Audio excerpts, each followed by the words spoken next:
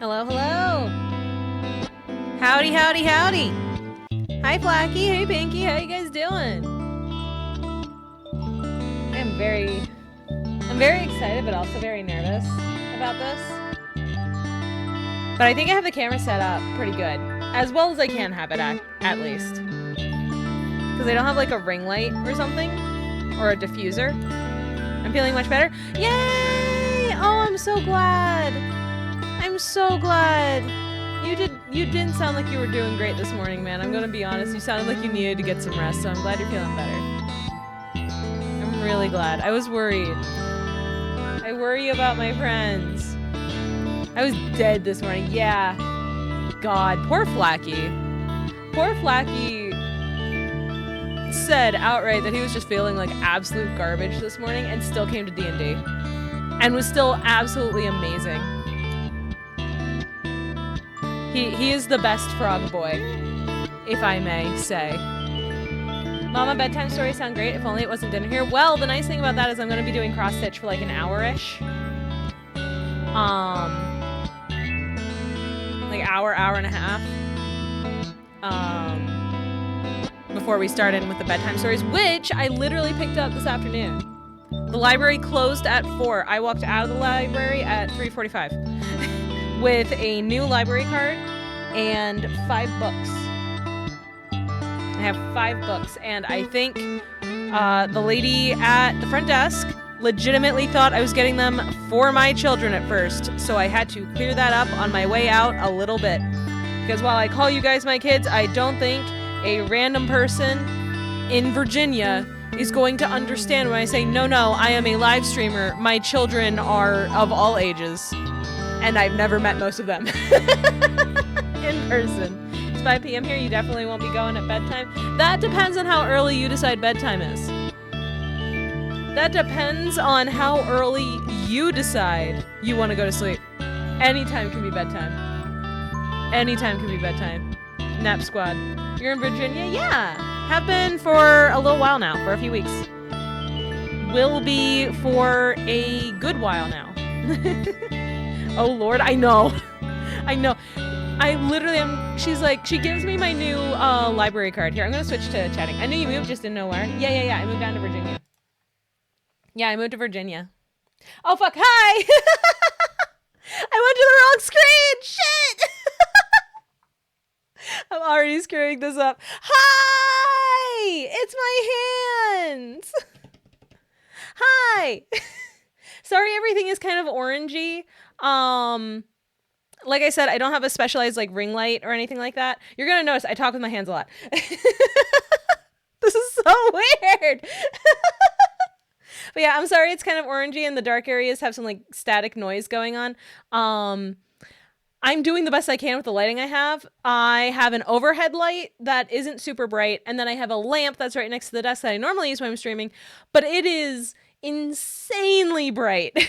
It's like literally right over where my setup is. So if I put that on to test it, and it was like everything had a flashbang effect. So I couldn't really do that. You understand? You get it. So everything's just gonna be a little bit orangey. It's gonna be a little bit staticky up here.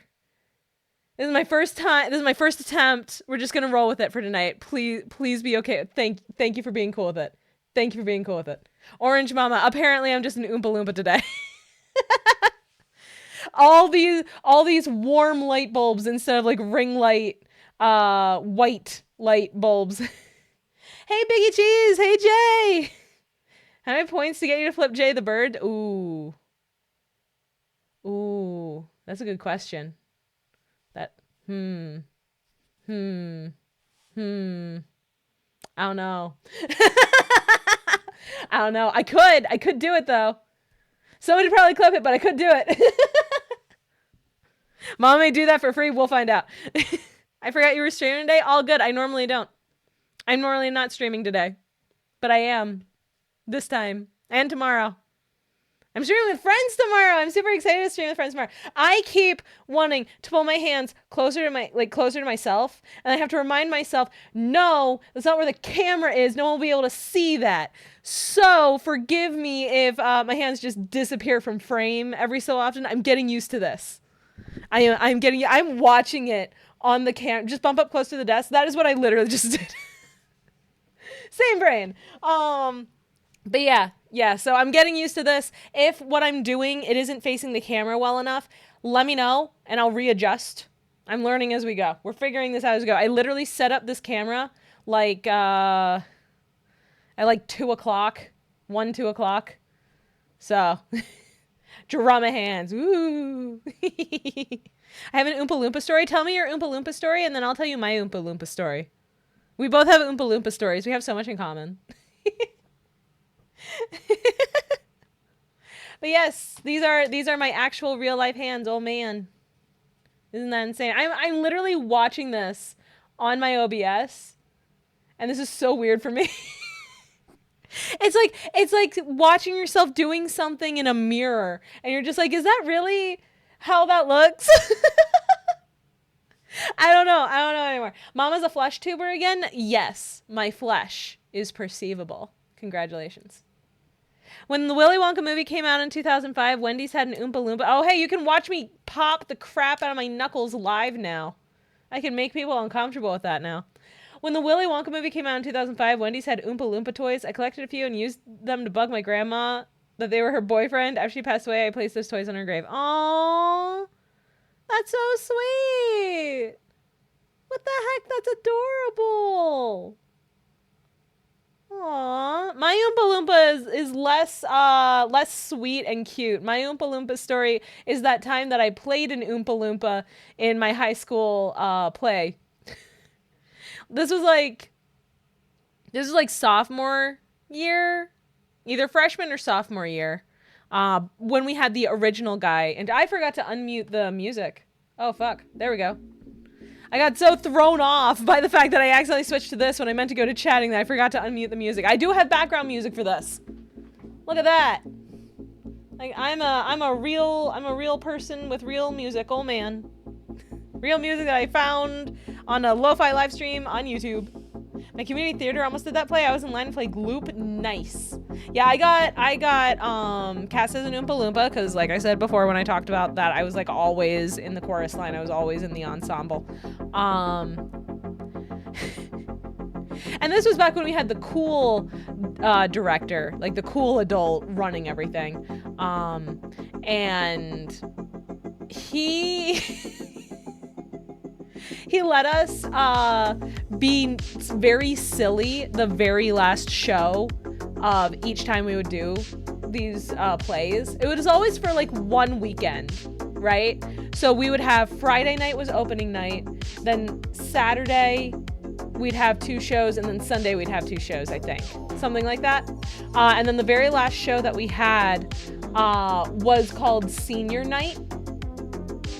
We called it Senior Night because that was the night for everyone to just be silly. I'm going to turn the music down a little bit. I'm going to turn the music down a touch. There we go. Thought the bassy taps were Mama tapping on her desk. No. Let me know if the music's too quiet now. I just wanted to turn it down a little bit because it seemed loud. But yes, so senior night, everybody got to be silly because it was just time for the seniors especially, but also everybody else to just be dumb and have a good time. It's good. Awesome. Cool. But yes, so for senior night, all of us Oompa Loompas, when we did our makeup, we, instead of doing the normal Oompa Loompa makeup, which was primarily orange with some purple accents, because my high school, when I was a kid, our school colors were orange and purple. So it was orange with purple and white accents. And then senior night, we got to do whatever we wanted. So we all as a group decided to just do Kiss makeup. Like the band Kiss. It was great. One girl specifically asked for the Gene Simmons style makeup because she could do the tongue thing. So when we came out for final bows, she did the tongue thing and it was awesome. Everyone lost it. It was great. But yes, the main story part of when I played an Oompa Loompa in the Willy Wonka and the Juggalo makeup defeats facial recognition software. You're goddamn right. They have the right of it. The Juggalos are allies. But anyway, so the actual story for when I was an Oompa Loompa. So you know how there's that one part in Willy Wonka where you have to pull, like, the gum thing goes, the gobstopper, the everlasting gobstopper is what it was, and it goes through the whole machine, and it shows it going through the machine and the different parts that it goes through, and then at the end, hey, look, it's a gobstopper. Here you go, children. So we didn't make a machine. The Oompa Loompas were the machine. And it was a group of us, and each one of us had a different thing that we did physically to show the machine doing stuff. I had the very last part. I was the one that held out a gobstopper. I didn't poop it out. My part of it was that instead of just handing it out like normal, I did a forward somersault, and when I sat up, I would hold up the gobstopper, right? This went without a hitch just about every night, except for the third night. Except for night number 3, right? Mama with the agility, I guess. Except for night number 3, where I did my somersault, and all of a sudden, I hear everyone in the audience go, "Oh!" I just hear a, "Oh!" And I'm like, oh, that's weird. Maybe my somersault was just that good. I was just like, I wonder if something happened, but no, I'm sure it's fine. And I go backstage after that scene, and I get mobbed. I get mobbed by the people backstage. They're just like, oh my God, Maya, are you okay? I was like, what are you talking about? Turns out what had happened was when I did my somersault, I didn't tuck my head quite enough. I was most of the way there, but not the whole way there. So I cracked the back of my head on the stage, and it echoed, and it was super fucking loud. But the problem was I didn't notice because it didn't hurt. It was all noise amplified by the fact that we had floor mics and we were in an auditorium. So it sounded really bad, but in reality, I just kind of bonked a little bit and it wasn't a big deal. Like, I didn't even get a headache. It was perfectly fine. So I was just like, oh my God, Maya, are you okay? I was like, no, I'm fine, actually. It was a sound effect. So that's my Oompa Loompa story. Much less wholesome. Hi, Tanny! Maya, have cute desk mat? Thank you. This is the desk mat that I use when I play Yu-Gi-Oh! Oh, geez. I started lagging out for a second there, damn. But yeah, this is the desk mat that I would use when I played Yu-Gi-Oh! This is the one that I took to locals and stuff. I like it. It's very purple. You can't tell because of the lights, but it's fine. It's fine. Mama woke up with a headache. I was fine, actually. Somehow. Being a teenager will do that to you. For you. I don't know. Hey, Unknown! How are you doing, hun? Hey, Mama, sorry I haven't been watching your stream. I've been dealing with a bad time. Oh, I'm sorry to hear that, sweetheart. I hope you feel better soon. I hope you feel better soon, and whatever's going on, you're okay. Big heart for you. I hope you feel better. I hope things get better. Mama ready to activate Darkhold? Damn right. Mama wrecked the scene with her Blue Eyes Dragon. I actually didn't play that deck. I played Crystal Beasts. Which is, what if a whole bunch of tiny little animals with gemstones on them transformed into a massive world-ending rainbow dragon? You know, for the girls and the gays. Oh, you guys want to see some cross stitch? Power Ranger dogs? Nice. And the mammoth is Arnold. Yes, they made some interesting choices for the GX anime. And Amber Mammoth was voiced by a sound-alike for Arnold Schwarzenegger. Genuinely do not know. Me when I could jump off the roof and bounce back easy, and now I can't get out of bed without ouchies. Exactly! I miss the knees I had in high school. I miss that time in my life. I'll be back. Yes. And Don Zalug was Christopher. Yeah, one of them was also Christopher Walken. Yep. Me when I tried to wall climb and ended up falling out of a tree. Oh, God. Oh, no. Also, if you see me scritching at, like, up by my nails, I have a bad habit of picking at the skin around my nails. I'm going to do my best not to do that because I need to not do that. But it's a long-standing bad habit. It's like a fidget. And it's not great. It's not good. I hurt myself. I need to not do that. I'm not saying to yell at me about it.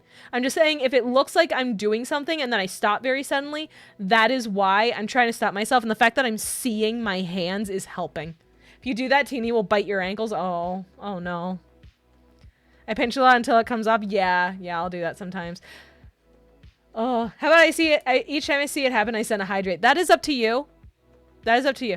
You don't know I want to do her nails so bad. You have already done my nails, Teeny. You did it for me in Vegas, and it was really nice of you. It looked really cute. Thank you. Okay. I want to do them again. Okay.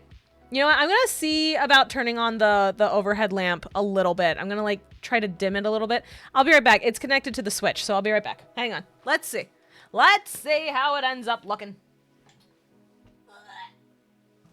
I bonked my head on it. Fuck. Okay, how bad is this? That's a little washed out. It's a little washed out. It's like yellow now. Like I mean,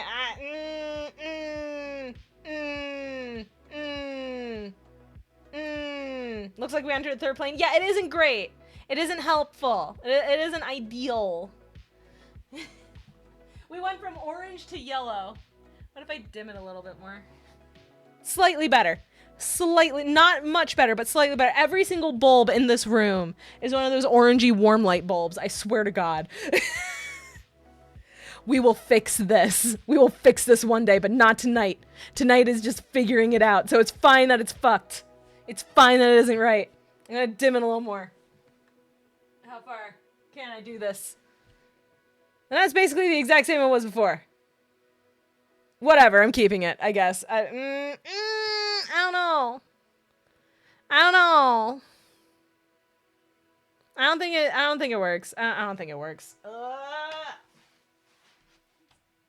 Yeah, there's literally no difference if I just turn the dang thing off at this point. It's just gonna stay off. Whatever. Whatever. I'm learning. I'll get a ring light one day, but today is not that day. Today is not that. Fuck it, we ball. Exactly! Exactly, we are balling. Also, if it looks like the camera is wiggling around stuff, that is because it is literally taped to my monitor.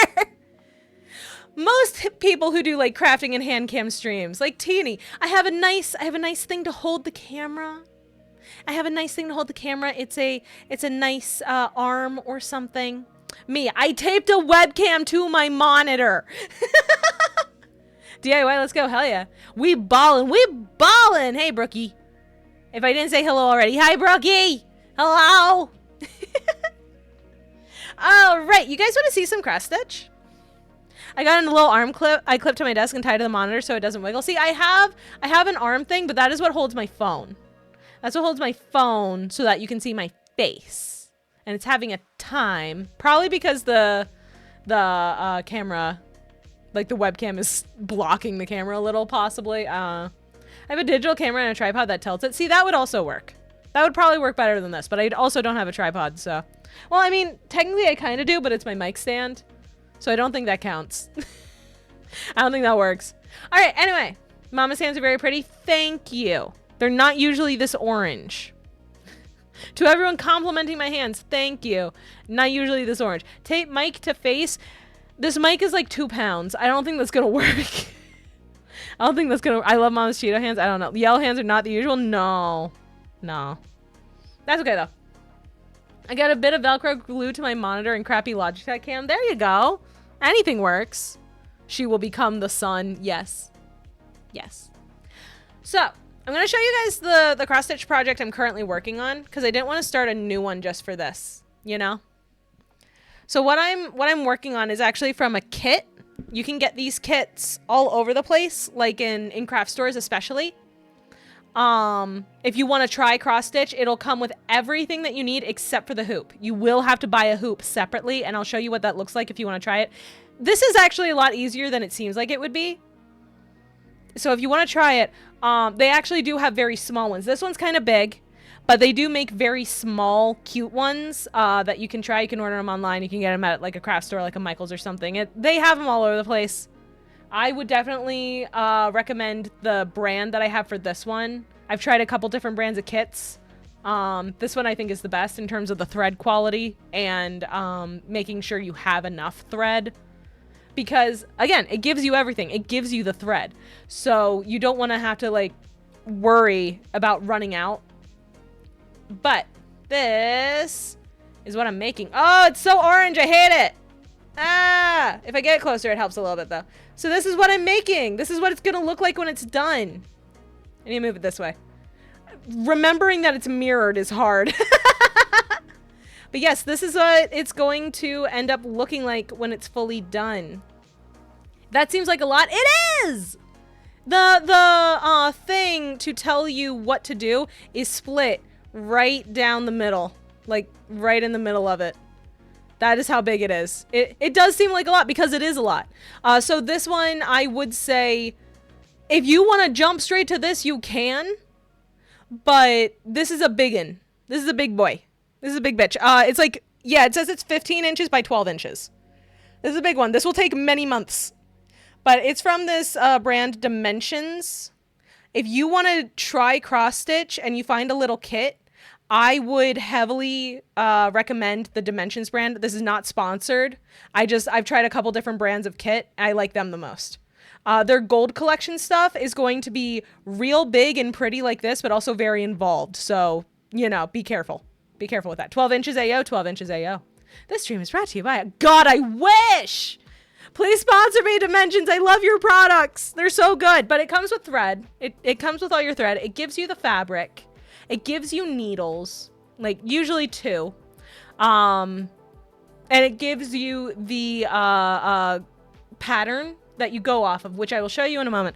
But if you want to see an example... a smaller one. I'll go get a smaller one that I finished like back in January-ish. I'll be right back. Me sending that clip to them, please. Sounds like my latch hook rug kits. Yeah, it's probably pretty similar. I personally call it like analog pixel art because it's basically what you're doing. But here, I'll go grab a tiny one that I finished earlier this year, and then you can see what I mean. The bad thing is about my dad, he's having problems with his knee. Oh, I'm sorry, Unknown. That sucks. Mama ends stream and tweets an email she got the morning of. I wish. Hang on, I'll be right back.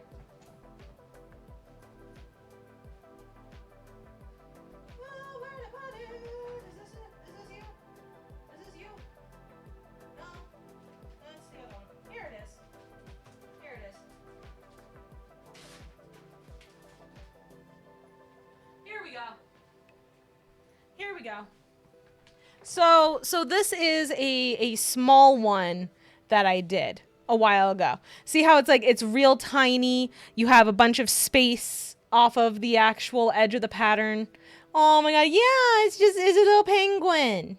It's a little penguin in the snow taking a letter to Santa. And you can kind of tell the lighting is making it weird, but you can kind of tell the fabric is light blue.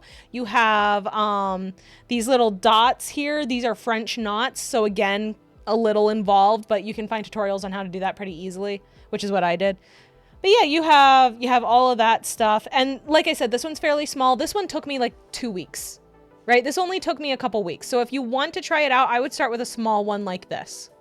Again, it came with all the thread that I needed. It came with needles. The only thing that they don't come with is the actual hoop, which again, I'll show you what that looks like in case you want to pick one up. They come in a bunch of different sizes. It's totally to your preference on that. But yes, this is a tiny baby one. Let me get you one that I finished. Let me get you one that I finished.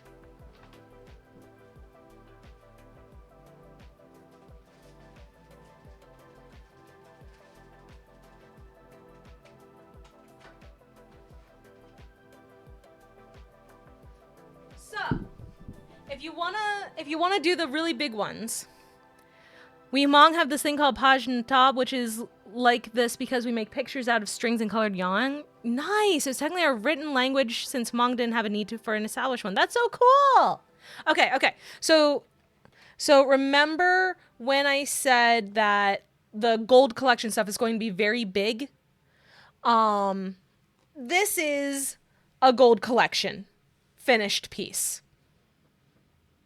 This is about as big as the tiger's gonna be. The tiger's just vertical instead of horizontal. It's in portrait mode, basically. This is a finished one. Again, the lighting is making it look kind of weird, but like, you can see me touching it and moving the fabric. This is a thing that I sewed. basically. Here, I'll get it closer to the camera so you can see what the stitches look like.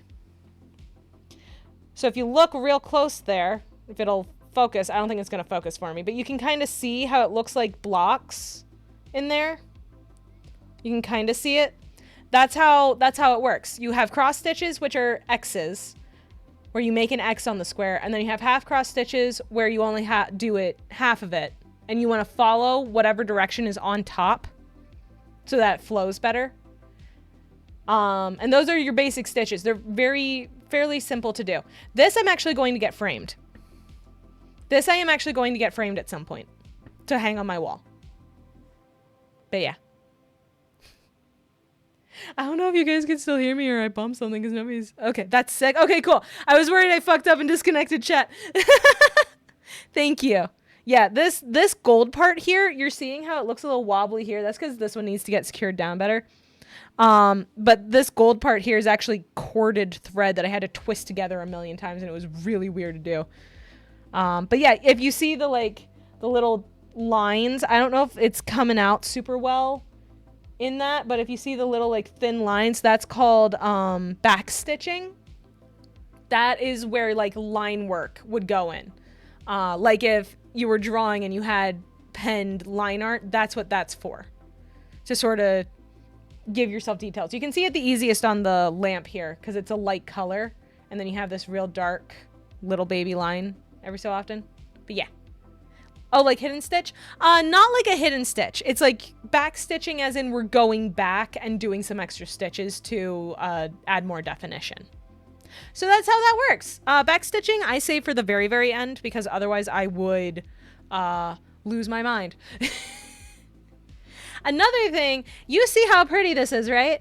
Some people, when they do cross stitching, they'll be very, it has to look a certain way on the back side. You have to like this bridge, we're going to follow it exactly. So it should look exactly the same on the opposite side. Supposedly that's what you should be doing. I don't do that because that's bullshit. That takes too long and it's annoying. It has to be Picasso, then probably. Yeah. Like some people will do like a bookmark where you can see the back of it. So you want it to look pretty because it's a bookmark. You want to look nice on both sides. I'm framing this. I don't give a shit what it looks like, which is why the back looks pretty similar to what it looks like in the front, but also like a giant fucking mess. It looks pretty similar to the front, right? But also there's you have this little bit of thing. You got this little bit, this bit. You got stuff dragged all over the place. And I'm sure you can see you have a spot like this where you have this little nubbin of thread sticking out. Oh man, what's that about, Maya? Well, I'll tell you. Speaking of bookmarks, you ever doodle and made it into a theme? I made mine a talisman. Yes, I have done that. So the thing about cross stitch is that you do not make knots. Unless it's something like that other piece where it had French knots as a detail bit, you don't make knots in your thread with cross stitch. You just tuck it under itself and pin it down with other threads and pray. And pray to God it doesn't unravel. So it's actually really easy to fix if something gets messed up, which is nice. Do not make this mistake. Correct. So that is that. This is a finished one. I finished this one last year. Yeah, I finished this one last year. Haven't gotten it framed yet though because framing's expensive. I'll be right back. I'm gonna go put this away.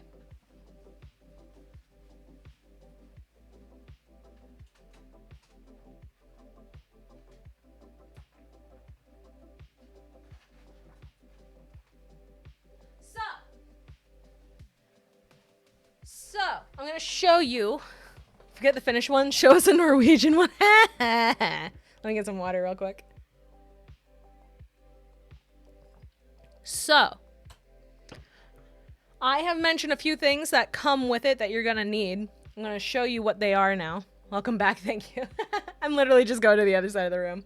So, I mentioned they give you the thread. Mine is super tangled up because I've been using it, so it's super tangled up. But this is what I mean. They give you a card with all the thread attached to the card, and then anything that you need a lot of, they have Oh, it's in this. It's in this, actually. Tetra o'clock gonna lurk. Have fun, Pinky! Stuff that you are going to have a lot of that color, they'll give it to you more like this. They'll give it to you like this, where it still has that number on it, but it's a whole ton of it, because you're going to be using a ton of it. And they can't just slap that on a card, because that would take too long. I need to pick what I want to do for dinner. It's hard. Dumplings. I don't know what I'm doing. But yeah, here, let's see if it'll actually... Will you focus, please? But yeah, you can kind of see how there's numbers. That is going to correspond... I don't know why it's refusing to focus. Why are you being like this, camera? Why are you refusing to focus, buddy? Come on, man. This is why I keep ketchup on my desk. Ah, man, I should have had ketchup. I should have had ketchup. Mother Tetra streaming? She is. She's playing Pokemon tonight. It's Pokemon Club tonight for her. Yep. I don't have a ketchup. What should I use in place of ketchup? You know what? I'll use my new library card. Actually, no. That would dox me. That would dox me, actually. What should I use instead? What do I have? Literally, what do I even have? I don't know. I have books. Maybe the books would... Nah, that's too big. I don't know. It's fine. Screw it, I'll stick here. Okay. I don't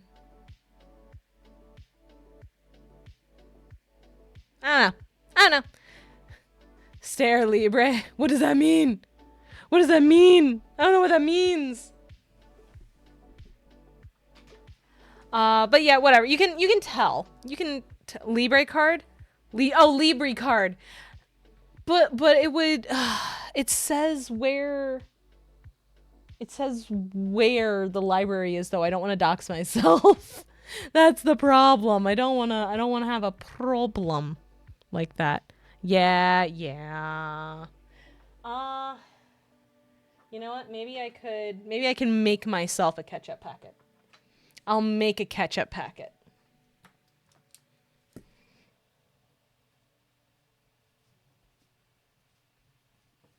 I'll make a ketchup packet.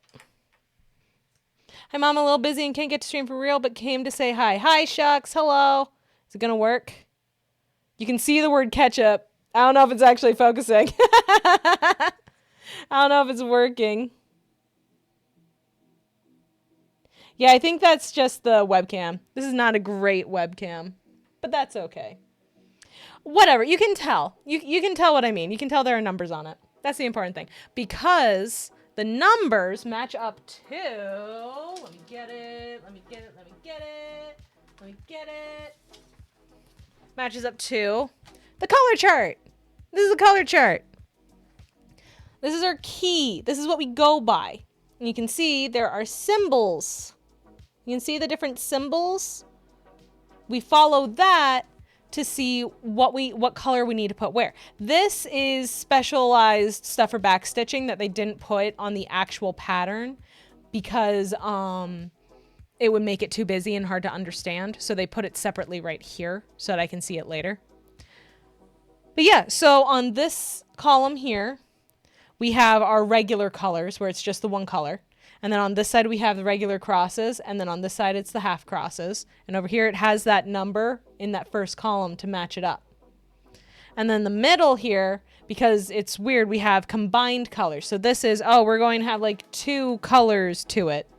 And again, we have symbol for a regular cross and then symbol for half cross. I'm going to say hi to Mother Tetra. I'll be back real quick. Okay. Take your time. She's lovely. And then over here is our stuff for back stitching. So you can see that how that is set up differently, how it's not on the grid, it's just lines over it. That's your back stitching. That's the detail work. So yeah, that is the legend. And then this page is actually also the second page of the pattern. Wait. There we go. Second page of the pattern. So you see this and you might go, what the fuck is that? But again, you have to look close and you can see all those different symbols. So we match it up. You match it up to the symbols on here, and then you know what color and what type of stitch to do. on here. So what I have is a handy dandy tray. So this is the side of the pattern I'm working on. You can see that tiger shape taking place on there. So I have this metal sheet that I have magnets for. And then here's the actual sheet. Nothing really going on with it, but I can plop this guy on and plop this guy on, and now I can keep track of what line I'm on. Learn the stitch hacks. Yeah, now I can keep track of what line I'm on as I'm going. So usually I have that one on the bottom, and then I'll have this longer one at the top, and then I use these two shorter ones just to hold it in place. Another thing with this is that it's also a ruler. It has a little 6-inch thing on the one side, but then on this side, shoot, you can't see because of the lighting being weird. But on this side, it actually has for different count of fabric. Oh my God, hands. Hi, Mizo. But yes, for the different count fabric. So the way cross stitch fabric works is that there's different count. You have your 11 count, 14, 18, 22, and so on. That tells you how big your squares are going to be, right? So when I made the Astrologian stone, I was using 22 count fabric. This kit uses 14 count fabric. Most kits you're going to find are 18 count, or not 14 count fabric. It's very easy to look at and see. When you get up to like 22, it can be a little harder. So just do whatever's easiest for your eyes. You can buy just the fabric if you want to get a pattern that doesn't come as part of a kit. And that way you can just start it wherever, cut it to size, so on and so forth. Again, that's what I did with the Astrologian stone. I just bought my own fabric, printed out my own pattern, so on and so forth. You can get people will actually sell their patterns online. It's very cool if you ask me. I think it's really neat. I'm back. Mother Tetra's having a fun time. Oh, I'm glad. That's good. Okay, so I mentioned before that the one thing that the kits don't come with is a hoop. This is a hoop. This guy right here is a hoop. It's a 2-part piece. You have your plastic part, and then you have your metal part. And the metal part, it has these 2 prongs, and it can squeeze closed because it's supposed to fit inside the plastic part, like that. This is how you hold your fabric, because you want it to be nice and taut because you're doing a bunch of tiny little stitches. So if it's flopping all over the place, it isn't going to be very useful. You're not going to be able to get very far with it. So this is how you hold it in place. That's more modern than I remember. Yeah. And they make them in a bunch of different sizes. I have another one that's like this big around. So it really just depends on how much space you want to work on at a time. Why the plastic? So does it make friction to prevent tangling? Not quite. So you'll have this part on top of the fabric, and this part goes under it, and then it pins. It'll pin the fabric inside of the outer hoop, the plastic hoop, and it'll hold it there nice and taut so that you can stitch. I believe they use plastic for a lot of them just because, one, it's cheap. First of all, it's cheap, but also it won't be as hard on the fabric as if it was like 2 pieces of metal. So it's a clamp. Yeah, exactly. It's a clamp. It's a clamp for fabric. Just keeps it in place. Correct me, so. Remember the wooden ones you would have to tighten with pins? These seem much nicer. Oh yeah. I have never used a wooden one with pins. I am so glad I haven't because this is so much easier. But yeah, also wherever you have this part with the prongs, it's automatically going to be looser there, and you can knock into the prongs because they come in a little bit there like that.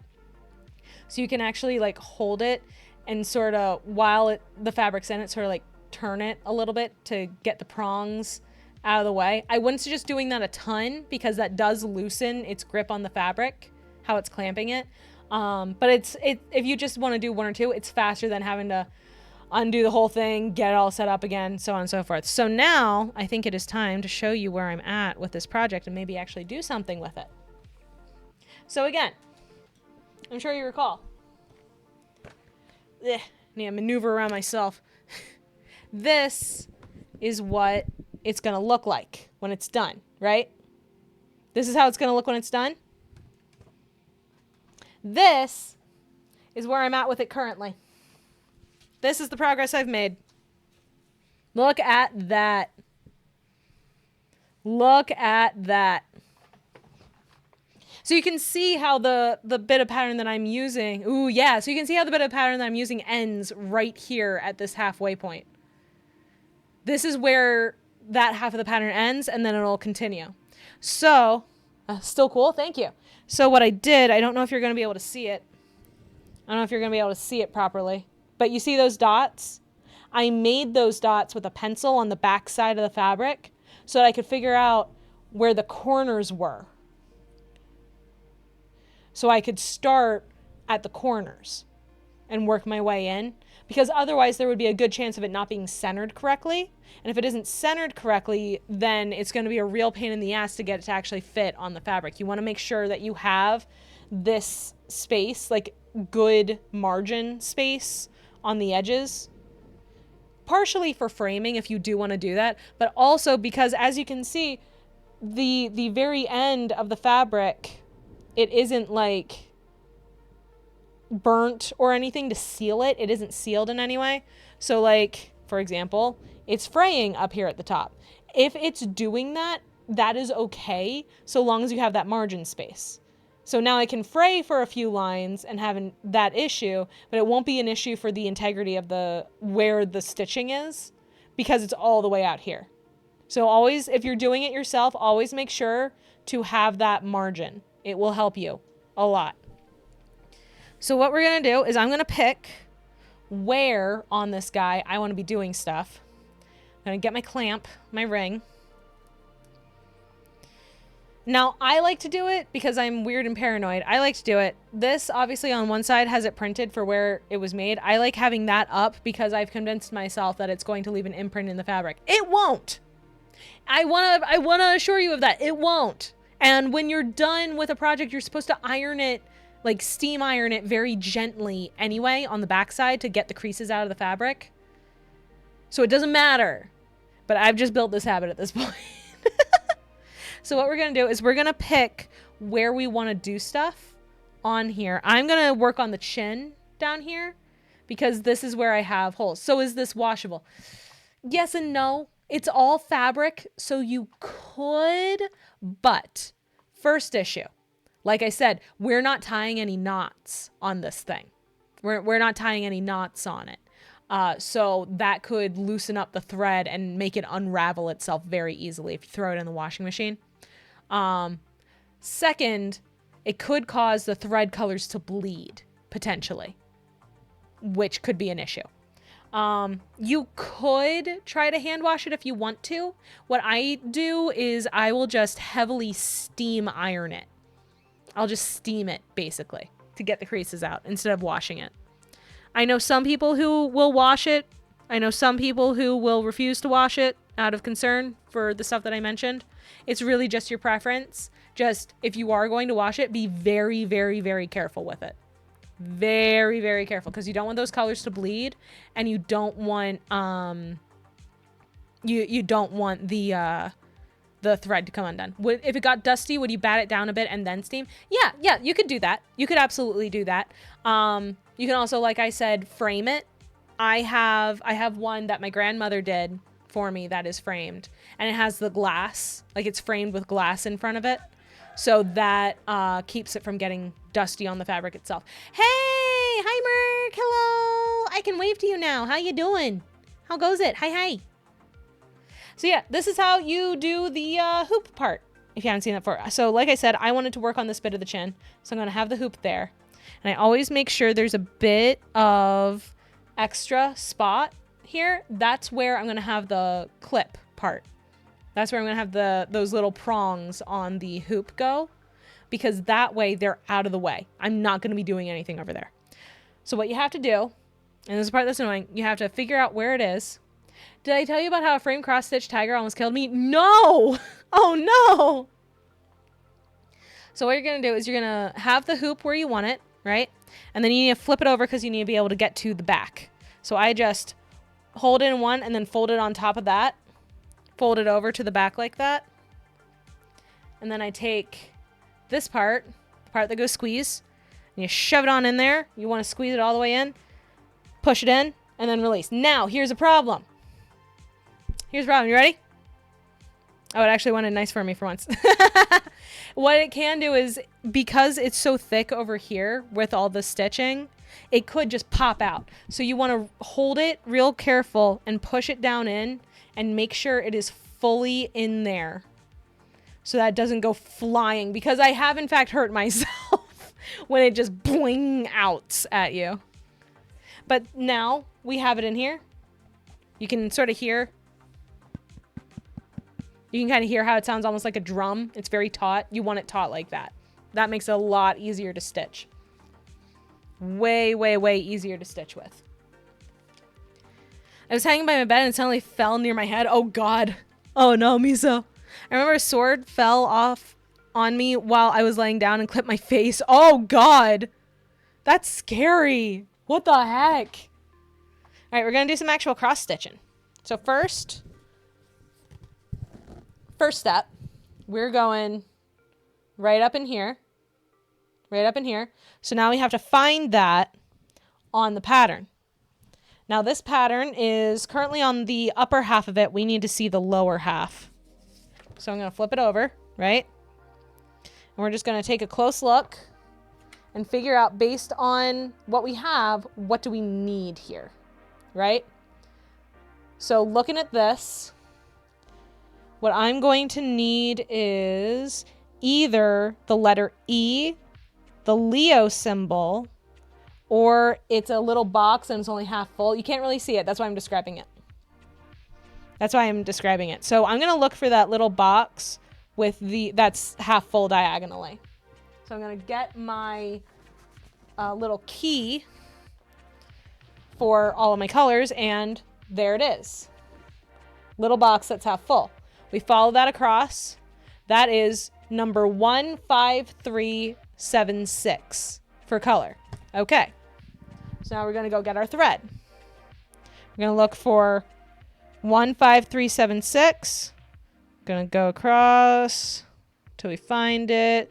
15376 is this one right here. So then what we're going to do, what you would normally do, and I'll use this bit as an example. What you normally do is you have it out, right? You figure out how much you want to clip off to use at a time. You clip it, you're good to go. 15376 is a color that I have already had to use before. So what I do with these, because it's all attached to the card, is when I clip it, if I have spare, I'll just tie it up with it to help organize it a little bit better. Because when you first get this thing, like when you first pull the card out of the kit, it's gonna be all tangled to hell. I'm just gonna warn you now, it's gonna be super tangled. Clip it too little, you gotta get more, or bind it to another piece. So that's the thing, you don't actually bind it. When you run out of thread or you're done that section of that symbol, or that color rather, you just tuck it and you get a new piece and you continue with what you were doing. You just wanna finish whatever stitch you're on. That will probably happen. That will probably happen while we're in here. So I'm just going to untie this. I need to pull it closer to myself so I can see better instead of having it at literal arm's length. So I'm just going to untie how I have it stuck on here. Use what little nail I have for this. There we go. There we go. Because I always tie it super tight because I don't want it falling off. Okay, so ta-da! I totally cut this off myself literally just now. Oh man, look at that. Look at that. It's cut. It's ready to go. We're good to go. So this is the color we want. 15376. Yep. Double checked it. Okay. So that bit is, we now have the color we need. But how do we know how much we need to use at a time? Well, lucky for us, the key will tell us this. And you probably can't see it, but next to each symbol on here, there is a number in parentheses. For this color and this symbol, the number is a 2. So that means it is a 2-strand stitch. Mama, how are you? Hi, Torva. I'm good. I am teaching everyone about my most recent crafting hyperfixation. So as you can see, each of these threads is made up. Let me see if I can get it to play nice with me. A little bit, maybe, perhaps. I don't know. Maybe. God, I'm having a time here. You can kind of see that it's made of multiple strands. It doesn't matter if you get it from a kit, if you buy the thread yourself, whatever. Everything for cross stitch and embroidery thread is going to be 6 strands in one string, right? So when it calls out that number of strands, that's how many you want. So we're going to separate out. I already used some from this, so there aren't 6 on it. There are 4 on this one. We need 2, so we're going to pull off 2. So that's going to be 1. It's hard to see because it's so thin. So 1. Put my second 5-star in woo. Wow, yo, congrats, Torva. That's great. I'm glad. And 2. So now we have 2 strands. This other set of 2 strands, we're just going to put aside in case we need it later, or you can put it back with your other thread if you don't end up needing it. I'm going to set it aside because we might need it. Next thing is threading the needle. This is my cute little needle box. I keep my needles in here. It's magnetized, so it works. And then I also have this little needle sharpener thing. It's like, it's the little pepper that comes with the classic tomato pin cushion to sharpen your needles. You don't normally need to do that with cross stitch because it is a grid-based fabric. Let me see if I can show you. Yeah, you can see it pretty clear that this is a grid-based fabric. You are going to be going in those holes on the grid exclusively. You're not going to be going between those. So you don't normally need your needles to be super sharp. I just like to keep them sharp. I feel like that's just part of maintenance and upkeep. So this is my little needle thing. This part up here is magnetized. So I'm going to grab the needle that I'm going to use. I always have a few just in case I break one because that did happen one time. It got old and I broke it and it was very concerning. But here is my needle. I'm going to stab it into the fabric so I don't lose it. Because again, I have lost it before. They're very small. Very small. And I'm just going to put the lid back on this guy. There we go. Put him back over to the side. We don't need it anymore. We're good. Bean cushion. Yes. From Mama thread the needle playing golf. I can assume Mama's a pro. Sure. My grandma used to just sew a lot, so she had all kinds of tomatoes and peppers and everything else. There you go then. Okay. So again, 2 strands. I don't know if you can see that with how the lighting is, but 2 strands. That is another thing. When you do this, you want to have decent lighting so you can actually see what the hell you're doing and not stab yourself in the finger. So we're going to get both of them.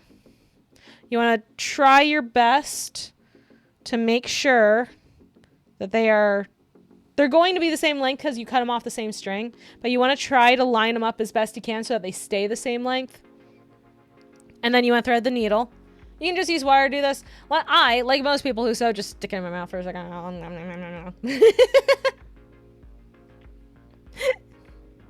And then you just get it through in there. You have threaded your needle. That is normal for sewing, but you have threaded your needle. Mama just like me for real. Exactly. So again, I'm just going to stab this into the fabric real quick while I move other stuff. So I don't need my key right this second because I know what symbol I'm going for. And I know that this color is just for that symbol. So I know to follow the symbol. So I can put that away for now until I need a new symbol. Now I need to pin down where I'm at here. So first thing, I know where I am and I can follow along better. You don't need to do that. I have gone without before. It's just this thing is big. This is very big. There's a lot going on. There's a lot happening here. It's easier for my eyes to keep track of. So what I'm going to do is I'm going to grab this. I'm going to put it a little bit underneath the one that I'm starting on, which is right here. Again, can't see super well because of the light, which is unfortunate. I'm going to put this slightly above that where I have a little guiding space. And now I know, okay, I'm right in here. I'm in this zone. And then, like I said, these 2 little magnets I just use to hold it in place so it ain't sliding around all over the place, you know? I'm gonna get some more water.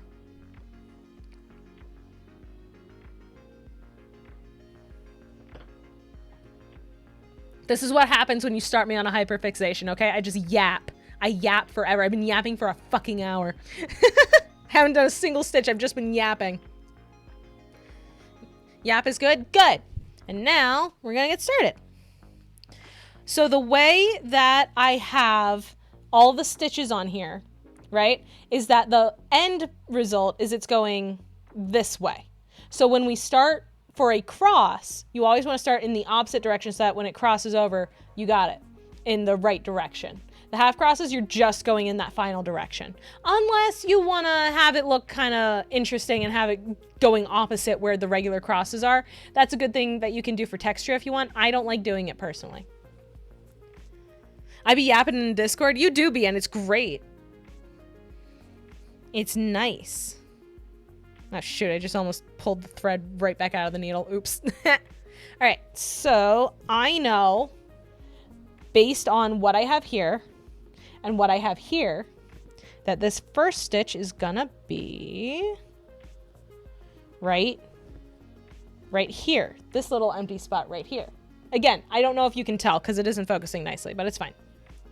So we're gonna start, you always go from the back to the front. So start in that top corner, pull it on out. Now I'm going to show you the back here. I don't know if you can see it, but we're just going to pull it through most of the way. You want to have a little tail there though.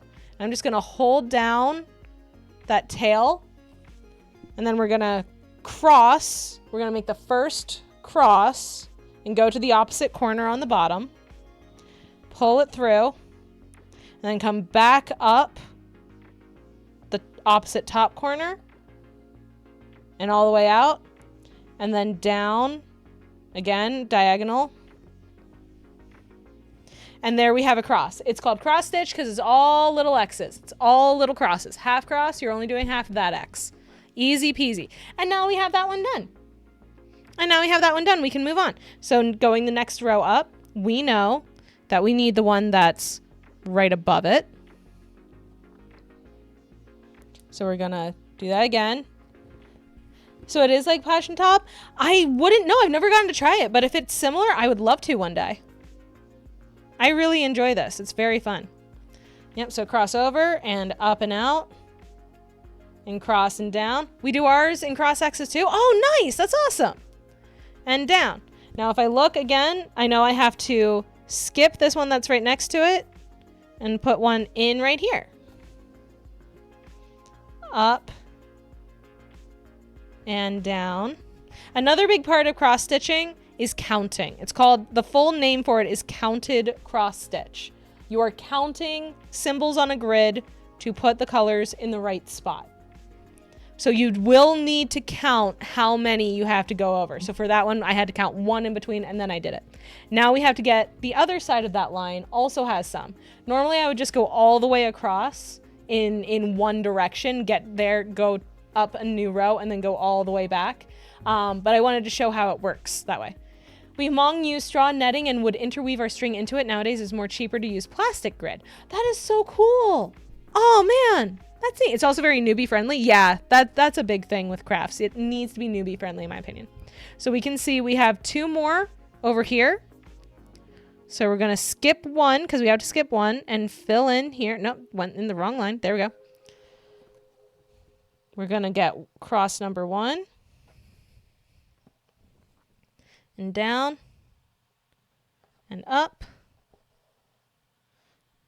And down. And now you might, I don't know if you can see it, but there's a little tiny bit of thread sticking out where it got pulled through from the back where all the other thread is. That's not ideal. So what I'm going to do, and this is just my way of handling that when it happens. There are many ways to do it. What I'm going to do is I'm going to find where it's popping out from, which looks to be this, sorry, you can't see it, this little hole that I'm pointing at here. So I'm going to poke where that is with my needle, flip it over, and then go rooting around. And here is that thread that stuck out where it wasn't supposed to. So I can just pull that out and lean it back. And now it's fine. Now I just have to rethread my needle. Easy peasy. Made my own Pajnatab. I don't know if I'm saying it right, by the way. If I am saying that wrong, I am so sorry. For a school final, and I made it in Among Us, hell yes. Funny enough, they are meant to tell or have meanings, so I had to yap about why I did Among Us. Good. Fantastic. All right, needle is rethreaded. Fantastic. All right. Now I can get back to this and do the other one in this little spot. Come on. Get in there. Thank you. Sometimes it doesn't always like to go through. Sometimes that means your aim is off a little bit and you're not going for the hole in the grid. You're going for like a middle part of the grid. Other times there's just a fuck ton of thread going through one hole and it doesn't want to let any more in and you just kind of have to make it. Yes, I'm aware of how that sounded. Don't take that out of context. All right, so now we go next row up. We have one. Come on, there we go. We have one right here, right on top of here. Our vols use English writing, but it is quote unquote weird.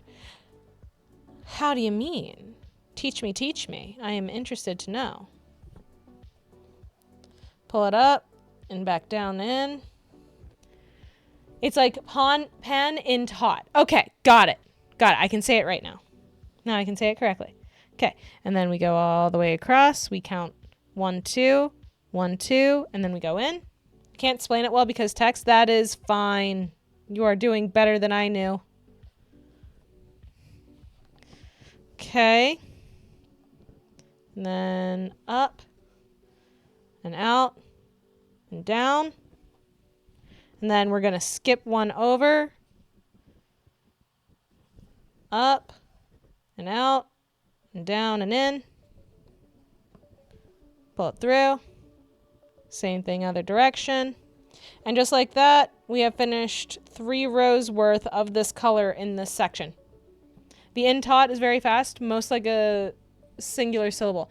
Oh, that's neat. Okay. All right. Now at this point, I'm at the top of where I can see based on where I put this magnet.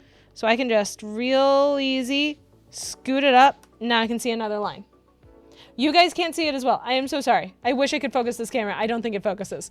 I don't think it is capable of that. It is cheap as hell. It is also old. So here we're going straight up 1 and then over 1 to make a little right angle spot.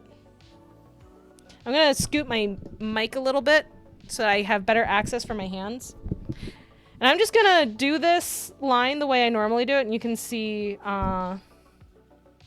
the speed I normally am able to work at. The only thing is that I have to be looking at this while I do it. So it looks like my model is asleep because I have to look down. Where's the hole? There it is. Very cool to see the hoop in action. Yeah. Yeah, so you can see how it's easier to stitch on this than it would be where the thread is all not the thread, the fabric's all woobly. Okay, and then we just come all the way over here. Okay. And then up and in. Okay, and then we scoot this up again. And we go all the way back over because we have all of this up here filled in already. So we go all the way back over. And it's just here. So I'll do this like while I'm watching TV or streams or something like that. It's very relaxing for me. I'll do it during work meetings too. Because like I'm not on camera, so who cares? You know? EP mama, always. Always. Okay. Hi, Brookie. Hi again. Okay. I'll do it during D&D as well, as Brookie knows. Never change. Okay. Oh my god, and then all the way back to the other side again. It is very annoying when it does that, but that's why you have I'll have those like big lines of thread crisscrossing back and forth. On the back side of pieces. That's why I just gave up giving a crap. I'm not gonna start and tuck for just one single stitch. That would be a real pain in the butt, actually. Alright, there we go. And then... oh no, we're at the crease. It's cut off by the crease.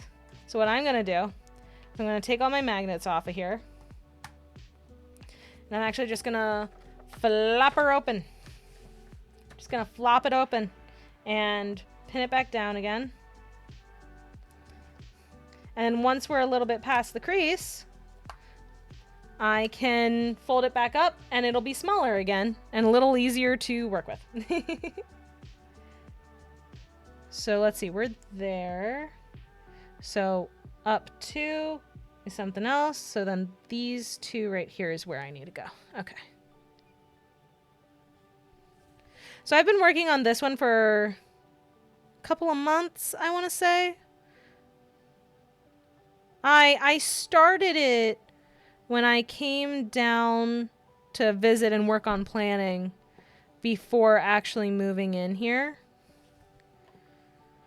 But I left it here for during the moving and packing process. So I didn't really get much more work on it until late April. So most of this was done late April to now. Picked it up as a distraction.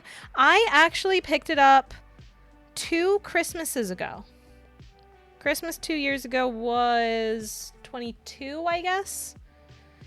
My birthday that year, so yeah, I guess that would be 2022. My birthday that year, I wanted something I could do with my hands, so for my birthday, I said to my family, like, straight up, hey, if you don't know what you want to get me for my birthday, but you want to get me something, because I am a bad person to buy gifts for, because if you ask me point blank, hey, Maya, do you want anything for a gift for your birthday, for Christmas, whatever, I will flat out blank.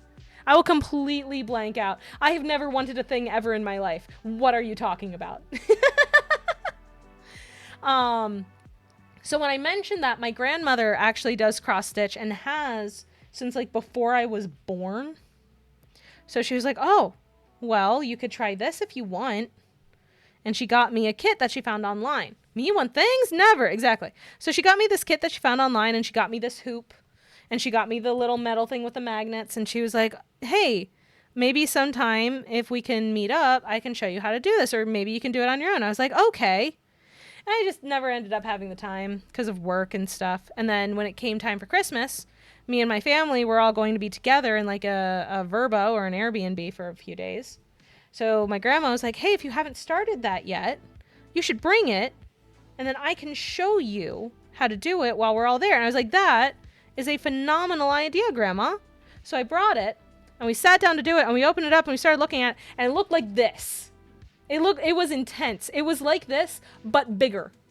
It was freaking huge. I have it in the frame because she ended up taking it. She was like, this might be a little much for a beginner. I was like, yeah, maybe. And she's like, I'm going to take it. I'm going to do it.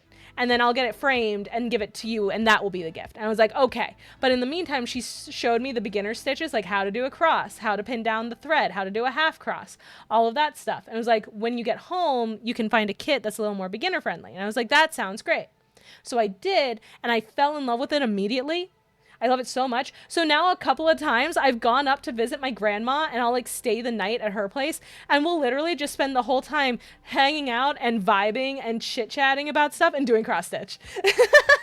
We'll like pick something on TV or on Netflix to watch, and we'll just hang out and have a little cross stitch party. It's so fun. Okay, next spot is here. That sounds wonderful. Oh, that's cute. Yeah, it's super fun and super sweet.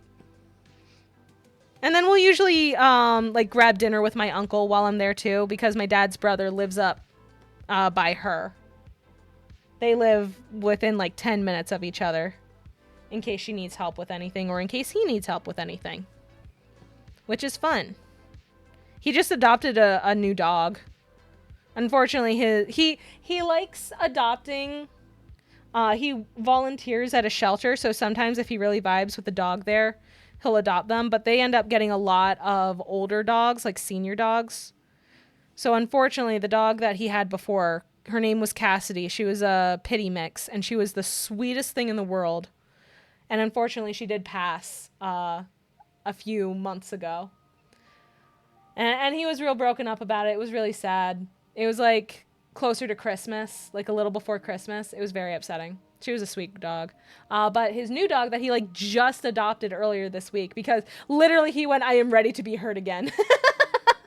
But he adopted another senior dog. His name is Brutus, and he's just straight up an English bulldog. Your uncle has my condolences? Yeah. But no, just straight up this old English bulldog who is already acting like he owns the place. I'm very excited to meet Brutus. He seems like an absolute sweetheart. I got a permanent a perma-blind dog I take care of. Aw, that's sweet. Oh, thank you for the hydrate, Shucks. I could use that with all this yapping I'm doing. Thank you very much, Shucks. Okay, gotta scoot this up again. How am I gonna do this? I'll just follow where I'm at for now. And then I can double back if I have thread left over when I get to the end of this bit. That'll work. Come on. There we go. I will say, if you want to make your own pattern for cross stitch, there are websites that will do it for you, either for free or for a fee.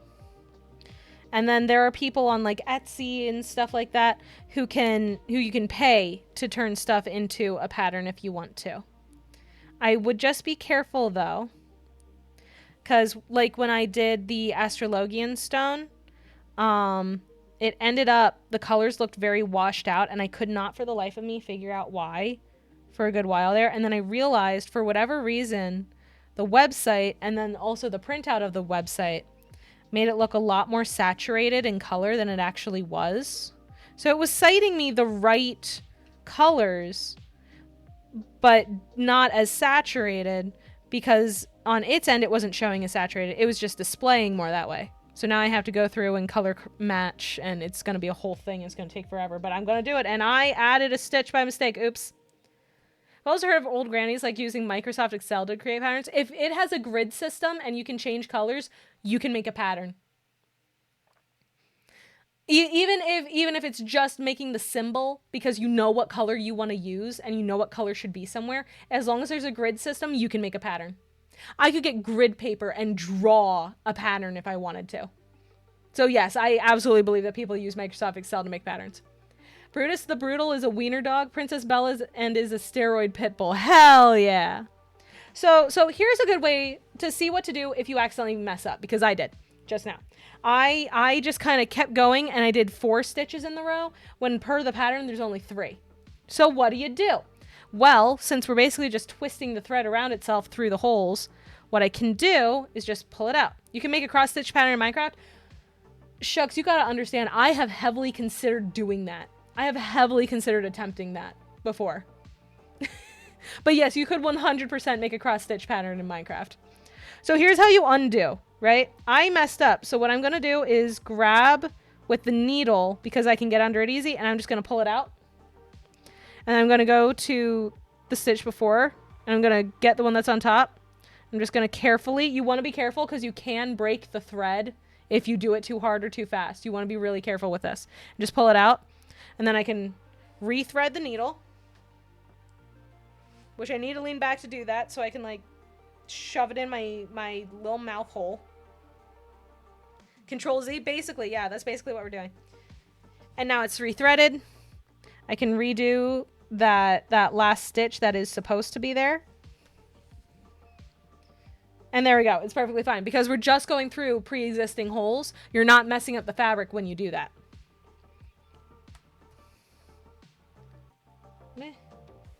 Okay, I was misreading it. Cool. So then I come up here.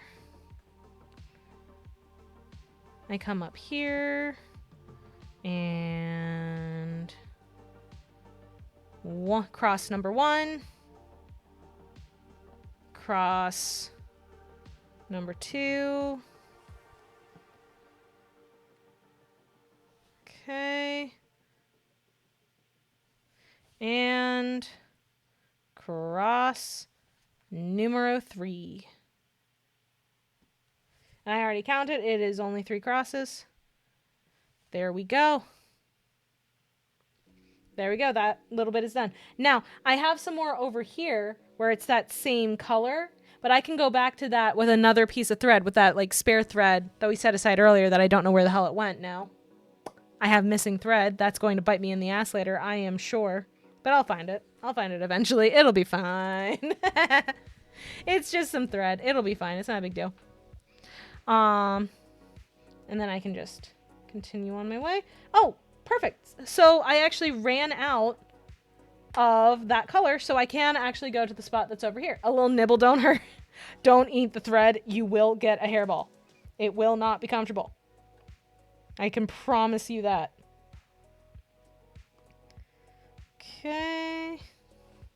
Become cat. Don't. It's not nice for the cats either. You think coughing and hacking like that is pleasant? I don't think so. I do not think so. And then one up here. Oop. It came out of the needle. Oops. That is something that you can run into when you're getting to near the end of the thread. So whenever you decide that a piece of thread is done, is entirely up to you. I'll cut it kind of close. My mom, when she would do it, and my grandma, they don't. I just am always paranoid that I'm going to run out of thread. Now, if you do run out of thread while you're doing a kit, or if you're doing it on your own and you're buying thread, I would heavily suggest the brand DMC. That's D as in Delta, M as in Mary, C as in Charlie. They are the standard for a reason. It's very cheap, like maybe 20 cents or something like that for a skein of it. You get a ton of thread. It's not a ton of money. You can get it, again, Amazon, most craft stores, whatever. Very high quality thread, very good colors. Like I said, they're the standard for a reason.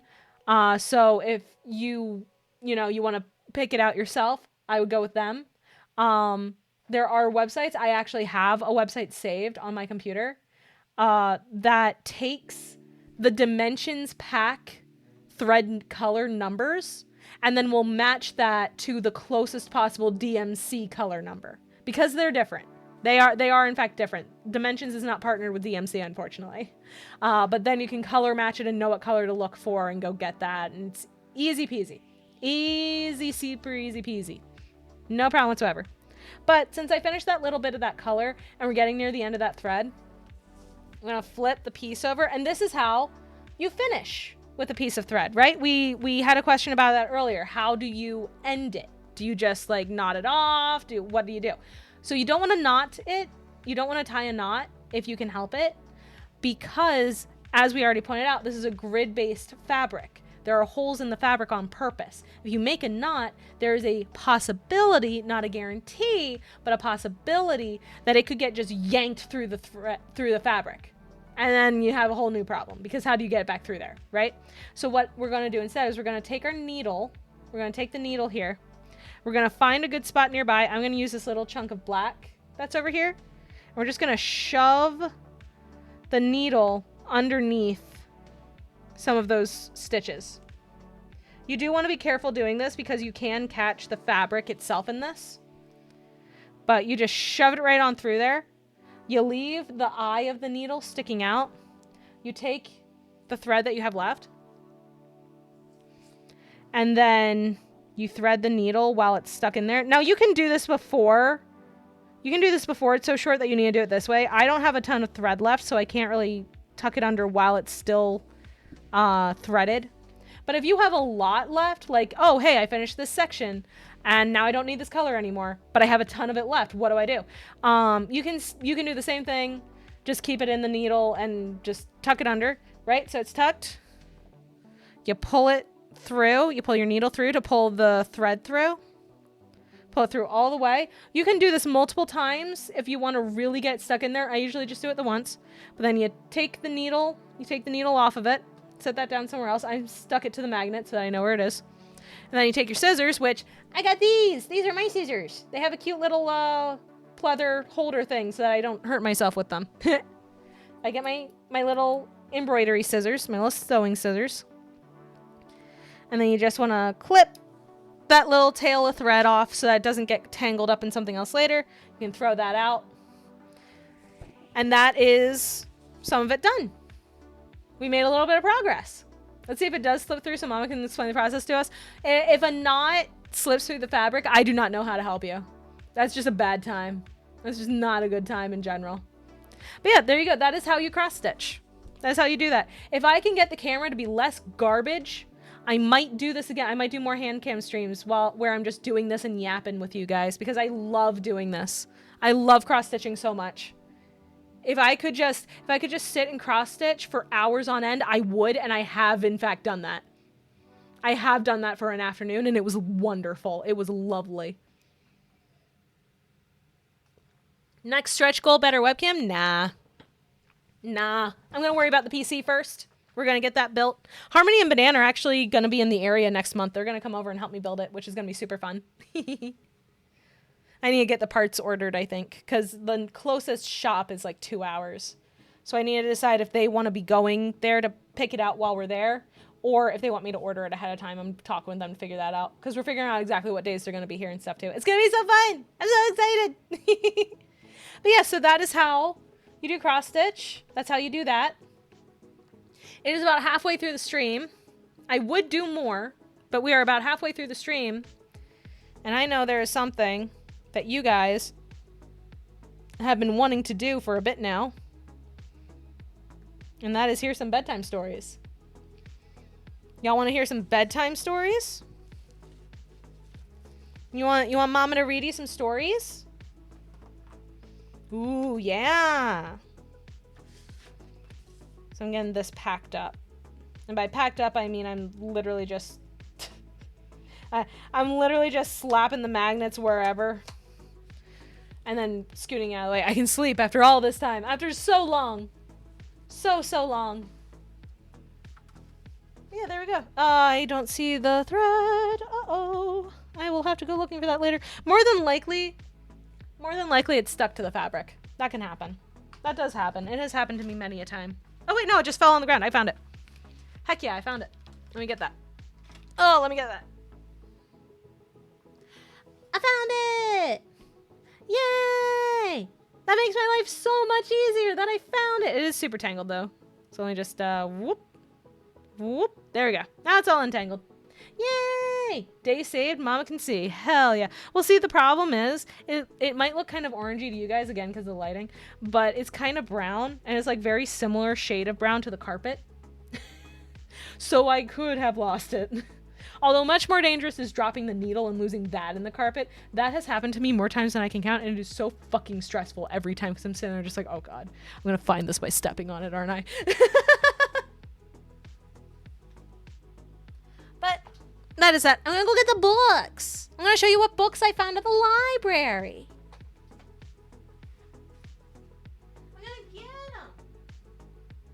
I'm gonna get them. I should probably get different music for while we're reading books, shouldn't I?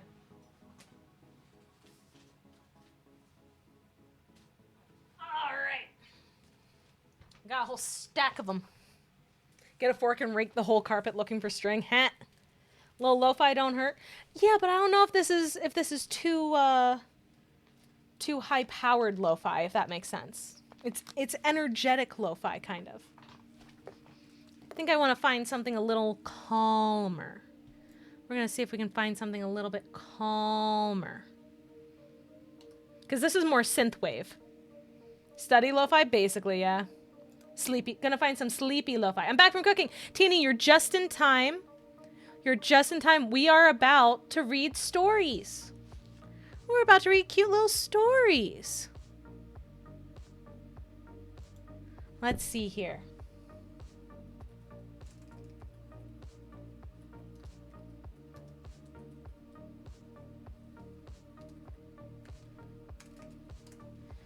Let's see here. Oh, yay, yeah. Oh, there we go. There we go. That should work. Okay, let me end that music real quick. Smoked sausage, baked potato, and mac and cheese. How nice. Here we go. This should work. This should work. Probably. Once it loads.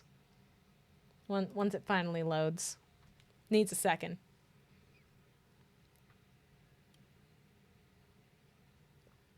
There we go. There we go. Yay! Found some. All right, so here are the books. Here are the books that I have. We have Otter Moon. We have Otter Moon. We have The Tiny Star. You can imagine why I got that one. We have A Book of Sleep. We have one from when I was a little kid. Caps for Sale. A tale of a peddler, some monkeys, and their monkey business. And we have Richard Scarry's Good Night, Little Bear. Good night, little bear. So these are the books that I got for us for tonight. I don't know how many of them we're going to get through, but I got them. What are we thinking first? I was thinking The Little Star first. Do you guys like that idea? That was in my elementary library. Yeah, I wanted to get some that were from like when I was teeny tiny, you know? You know. The bears creep the hell out of me. Why is it? Is it because of their endless stares? The bear stare. I say the stairs one. I think so too. I think that's what we'll start with today. If I don't yank all of my cords out with them somehow. Sheesh.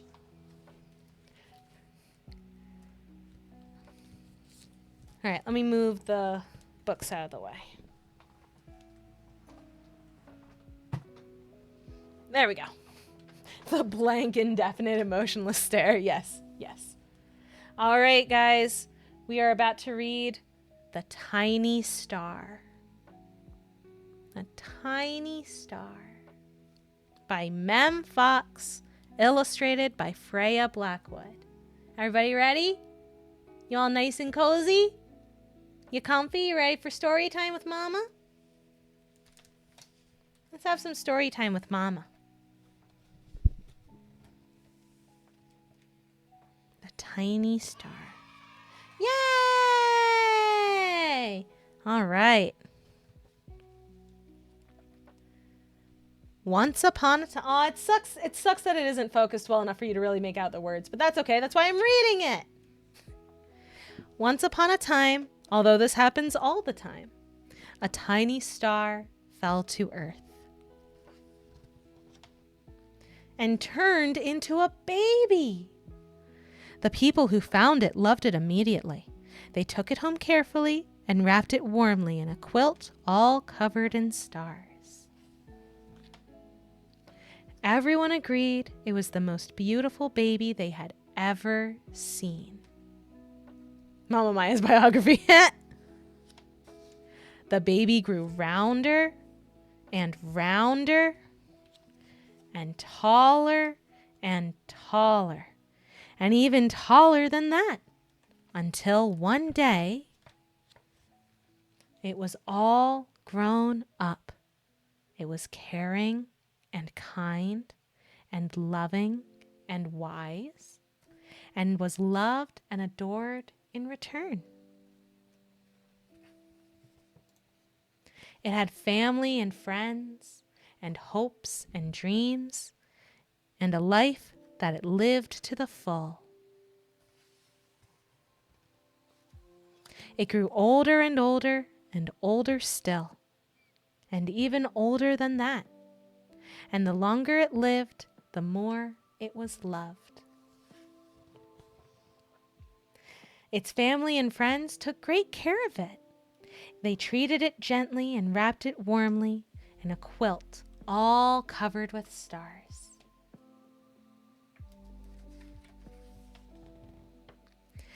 The years passed. It grew smaller and smaller and smaller still, and even smaller than that, until it was tiny once again. So tiny, it disappeared altogether. No one could believe it. They ran to each other and clung to each other to comfort each other and cry with each other. But the tiny star hadn't vanished at all. It had merely returned to its home in the heavens, and there it remained to rest. What a sensation it was when it was seen again, twinkling in the night sky. Every heart was lightened. Every heart began to mend. From that time onward, everyone knew that the star they had loved so much would be there always, loving them from afar and watching over them. Forever. The end.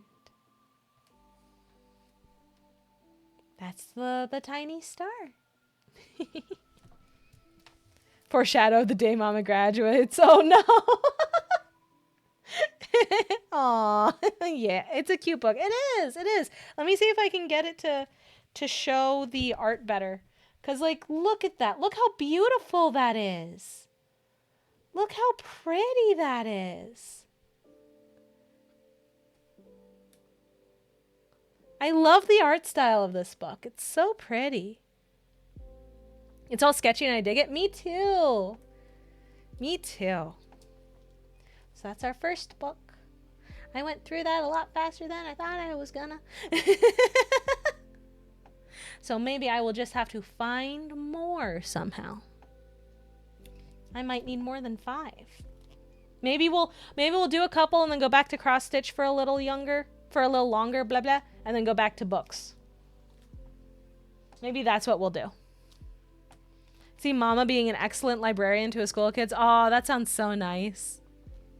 But you have to like go to school for library studies. I do not have that degree, unfortunately. Oh, you know what? Let's do the Reading Rainbow book. Let's do caps for sale. We'll do caps for sale. How about that? Go to school and read books or how to read books. Yeah, that could work. That could work. Caps for sale. Yeah. Teeny, do you recognize this one too? I saw this in the library. I was like, I'm grabbing it. I'm taking it. I recognize this one. I remember it from when I was small. I do, yeah. Caps for sale. The tale of a peddler, some monkeys, and their monkey business. Once there was a peddler who sold, not stole, my goodness. Once there was a peddler who sold caps. But he was not like an ordinary peddler carrying his wares on his back. He carried them on top of his head. First, he stole caps to sell, yes. First, he had his own checked cap, then a bunch of gray caps, then a bunch of brown caps, then a bunch of blue caps, and on the very top, a bunch of red caps. Sounds like capitalism. You right, though. You right. He walked up and down the streets, holding himself very straight so as not to upset his caps. As he went along, he called, "Caps! Caps for sale! 50 cents a cap!" One morning, he couldn't sell any caps. He walked up the street and he walked down the street, calling, "Caps! Caps for sale! 50 cents a cap!" But nobody wanted any caps that morning. Nobody wanted even a red cap. He began to feel very hungry, but he had no money for lunch. "I think I'll go for a walk in the country," said he, and he walked out of town, slowly, so as not to upset his caps. He walked for a long time until he came to a great big tree. "That's a nice place for a rest," thought he. As he sat down very slowly under the tree and leaned back little by little against the tree trunk so as not to disturb the caps on his head. Then he put up his hand to feel if they were straight. First his own checked cap, then the gray caps, then the brown caps, then the blue caps, then the red caps on the very top. They were all there. So he went to sleep. He slept for a long time. When he woke up, he was refreshed and rested. But before standing up, he felt with his hand to make sure his caps were in the right place. All he felt was his own checked cap. He looked to the right of him, no caps. He looked to the left of him, no caps. He looked in back of him, no caps. He looked behind the tree, no caps. Then he looked up into the tree, and what do you think he saw? My caps, yes. On every branch sat a monkey. On every monkey was a gray or a brown or a blue or a red cap. The peddler looked at the monkeys. The monkeys looked at the peddler. He didn't know what to do. Finally, he spoke to them. You monkeys, you, he said, shaking a finger at them. You give me back my caps. But the monkeys only shook their fingers back at him and said, tss, tss, tss. That made the peddler angry. So he shook both hands at them and said, You monkeys, you! You give me back my caps. But the monkeys only shook both their hands at him and said, Tss, tss, tss. Now he felt quite angry, and he stamped his foot, and he said, You monkeys, you better give me back my caps. But the monkeys only stamped their feet back at him and said, Tss, tss, tss. By this time, the peddler was really very, very angry. Some sassy monkeys, they do be sassy. He stamped both his feet and shouted, You monkeys, you must give me back my caps. But the monkeys only stamped both their feet back at him and said, Tss, tss, tss. At last he became so angry that he pulled off his own cap, threw it on the ground, and began to walk away. But then each monkey pulled off his cap. And all the gray caps, and all the brown caps, and all the blue caps, and all the red caps came flying down out of the tree. So the peddler picked up his caps and put them back on his head. First his own checked cap, then the gray caps, then the brown caps, then the blue caps, then the red caps on the very top. And slowly, slowly he walked back to town calling, Caps! Caps for sale! 50 cents a cap. The end. That's the end of the book. I was tabbed out and thought you were talking about bottle caps. No! I love how expressionable Mama is while reading. That's a big part of it. That's a very big part of it if you're reading to someone, is getting all the faces right. And you can try to do voices. I didn't really want to. There weren't many voices to do. Bro was letting out his inner Frieza for real. Yeah. Mm-hmm.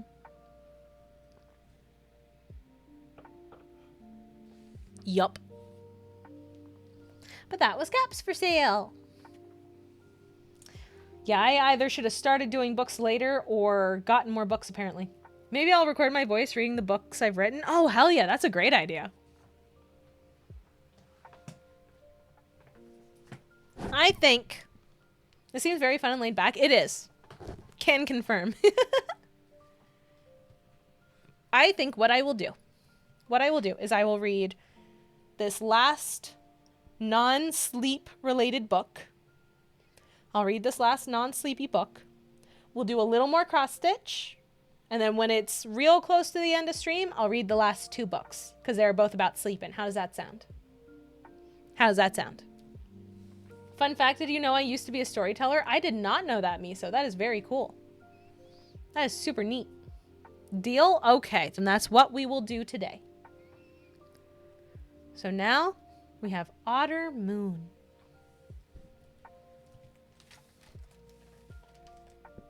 Let's see. I have not read this book before. Oh, look how pretty. Oh, thank you for the hydrate, Biggie Cheese. I appreciate it.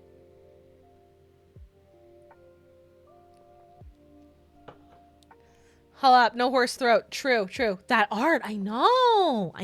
It's so pretty. Look at that little otter. Don't want Mama to lose that beautiful voice. Thank you. Ooh, yeah. In the land of the otters, while we all slept, Flibbertigibbet lay in his secret place, watching the freckly moon rise over the world. It reminds me of Makoto Shinkai movie arts. Yeah. Night was day for him, and day was night. A kingfisher flashed past, blue as a jewel, going home, late for bed. Flibberty loved the moon. He watched its face in the water, sparkling as the river ran over the stones. "You're in trouble," the river seemed to burble, and he knew he probably was. He had been sent to catch fish, but he had been chasing froglets and newts instead. He watched the bats flying low over the water, swallowing moths. Suddenly, the king of the river came surging downstream and knocked him off his perch, bellowing, "Flibbertigibbet! Why are you so lazy? Where is that fish I want on my dish?" Flibberty flibbered and gibbered and floundered in the water in fright. The old king growled at him.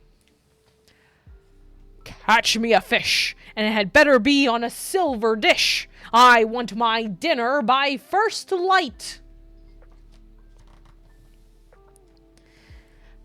Flibberty sunk low into the water, feeling it fill his fur and rise over his head. He swam off miserably downstream like a wet cat, bumping into rocks and tangling in weed beds.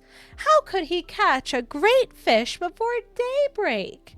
Where would he find a silver dish? He rose for breath just as the great pale wings swept over him, and the heron stood on the riverbank, dressed in his suit of gray. What a bastard that guy is. Which one? The king or Flibbertigibbet? "I can help you," croaked the heron. "Follow the river far downstream. Use your eyes, use your wits, find the dish. Before you know it, you'll find the fish." The king? Yeah, he was rude. One's lazy, one wants to be lazy, yeah. All rivers run to the sea, and this one was no different. So Flibberty followed the river. After a while, tired from swimming, he stopped to look at the moon. But the heron urged him on. "Flibberty, keep your mind on the fish. There, I saw a glimmering gleam." Flibberty thought he saw it too. A silver fish, or was it a dish? Far away, glowing in the shadows and dark. Instantly, he was a hunter, alert and sharp. He chased it, and the water whooshed him along. But when he got there was no sign. The dish, or the fish, was gone. Hopeless again, Flibberty swam under the bridge and started downriver once more. After many hours of searching, he paused in the moonlight under a great tree, tired and hungry. The heron's watchful eye flickered over the shallows. He jabbed, and a slippery, slimy eel was in his beak. He shared it with the young otter, and they set off again.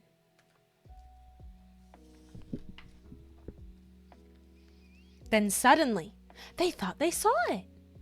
There, in the distance, they saw a glimmer of shimmering silver. Flipperty swam as fast as a flood, and the heron flew above. But there was no fish. Certainly no silver dish. Just the splish and splash of the river, hurrying to the sea. All night, Flipperty searched, and by first light he was in unknown country, farther than he'd ever swum before. The river had grown wider overnight as it drew nearer to the sea. Soon it would be daybreak, and he would have to tell the king that he hadn't found fish or the silver dish. He felt lonely and afraid, and he wanted the heron to feel sorry for him. But the heron was nowhere to be seen. Flipperty was all alone under the fading stars, and the sky was growing bright. He rounded a bend, and there was the king of the river, scowling from his throne, hungry and angry, brewing like a storm. Flipperty climbed slowly out of the water and up the bank, trembling and stumbling over root and rock, to tell the king that he had failed. But the old King Otter rose and stood stock still. Then he raised his great paw and pointed over Flipperty-Gibbet's shoulder. "I can see the silver dish. You've left it in the water. But where is the fish?" Flipperty didn't know how to answer, or how a shining silver dish could have appeared behind him. But at that moment, as he turned, a great fish dropped from the sky and landed, slap, on the shimmering dish. If you can't tell because of the lighting, it's a reflection of the moon. The king was astonished. They gazed at the fish on the dish for a long, long time before they ate it and fell soundly asleep. Then night became day, and for them, the king and Flipperty-Gibbet, day became night.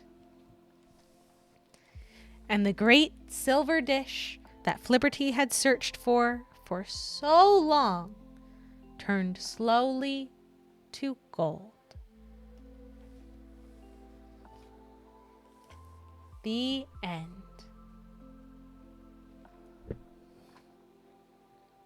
What do you think? I thought that one was super cute. I really like that. Yay! Yay! I like these arts. Me too. That's why I grabbed it. Because I just thought it looked so pretty. I just thought it was super duper pretty. Picture book art is always so nice to look at. But that's the end. That's the end of Otter Moon.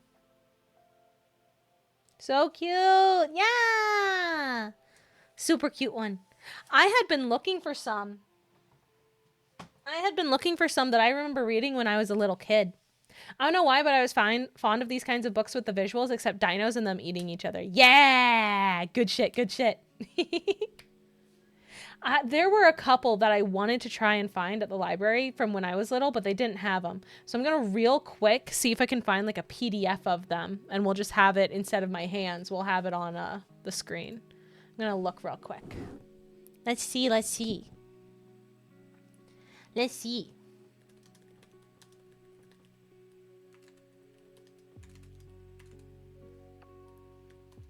Read the I Survived books? I don't know that one. Let's see. Is this it? Is this it? They're my favorite because history. Nice. Wait, that gave me a 404 not found. That's not good. Oh, no. Oh, man. Please, Lord. Please, please, please, please, please, please, please, please, please, please, please. Wait. No. I typed it wrong. I typed it wrong.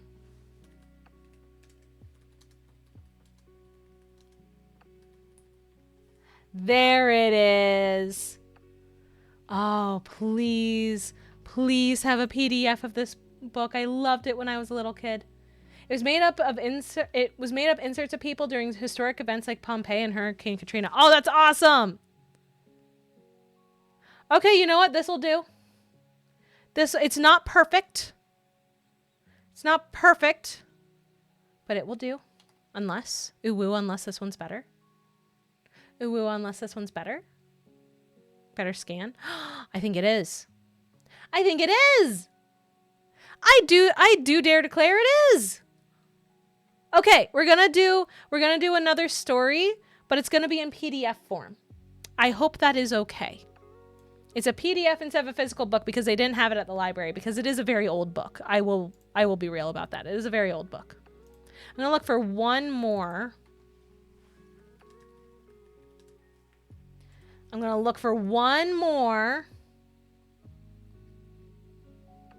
To see if perhaps, because this is another one that I had when I was little. Oh, nope, that ain't it. That's not it. Ooh, maybe Internet Archive will save me? Maybe? Oh!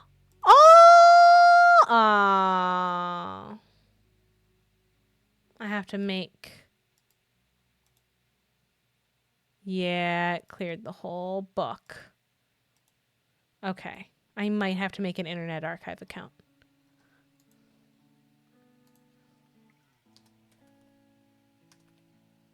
I may have to make an Internet Archive account real quick. Potentially. Let's hope no doxies or scams. I mean, it's Internet Archive. I think they're good. I think they're fine, probably.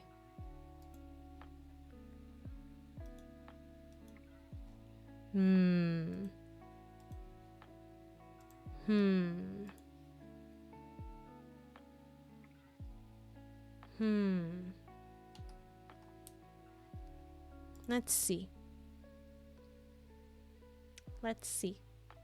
Oh!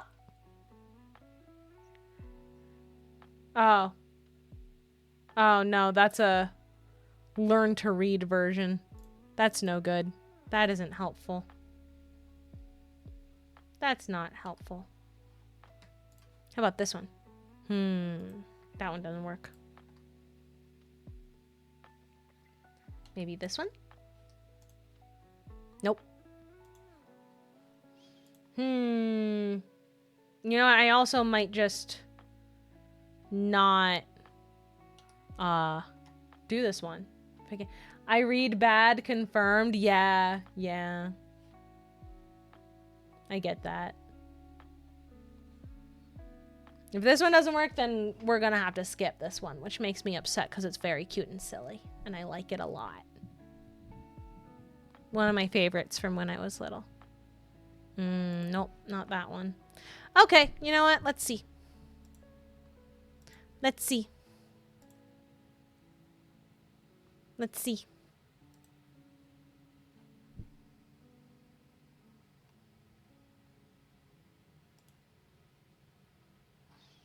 Let's see.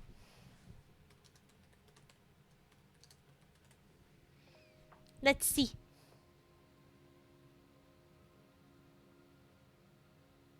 Yep, archive.org is fine. Cool.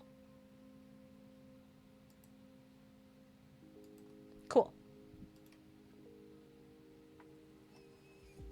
I do not want any emails from you people. As cool as your service is, as much as I support, I don't want any emails. I don't need no emails. I don't need that. I don't need that. No.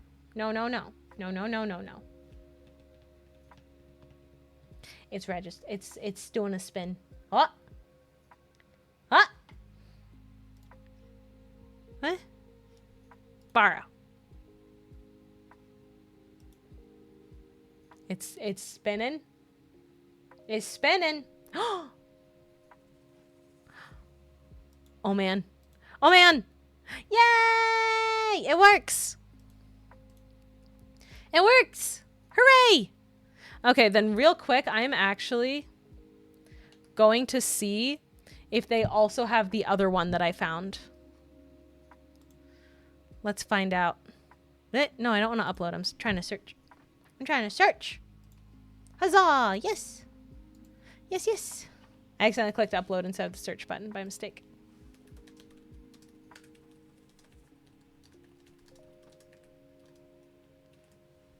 Let's see. Let's see, maybe. Guys! It's on here! Yay, yay, yay, yay, yay, yay, yay, yay, yay, yay, yay, yay, yay! I'm so happy! I'm so very happy. Let's see if this one will, borrow. What is going? I'm getting a couple more books from when I was a little kid that the library didn't have in physical, so we're going to read them through Internet Archive. Because why stop at just a couple of books, right? Yeah, yeah! Tetra! Hi, Tetra! Wife raid! Hi! Hi, hi, hi, hi, hi! Hello! Hello, wife! Hello, wife! I love you, wife! Hello! Thank you for getting the shout out done. Thank you very much, Teeny. I appreciate it. I have brought the Pokey homies. You are just in time. So we just finished reading some books that I got from the library earlier, but they didn't have all the ones that I wanted to get from when I was a little kid that I really loved. So I found a couple of them on Internet Archive, and we're about to read them together. So you won't see my hands for a little while until we get closer to the end of the stream, and then I'll flip back for the last two books that I borrowed from the library because they are good night books. So I'll do those at the very end. But yeah. My sub got canceled in 14? What the heck? How'd that happen, Miso? Hell yes. Hell yes. Me and Paperclip are wrapping up at the shop. Gotta talk to the owner in a sec. Good luck. I hope it goes well. Have fun. Have fun, honey. I love you. I love you too, Tetra. I love you. I love you. I love you very much. I didn't have enough Krista? Oh, that's annoying. What the heck? Oh, man. All right. I'm gonna do the swippy swappy. I am also going to open this up into its own window, actually.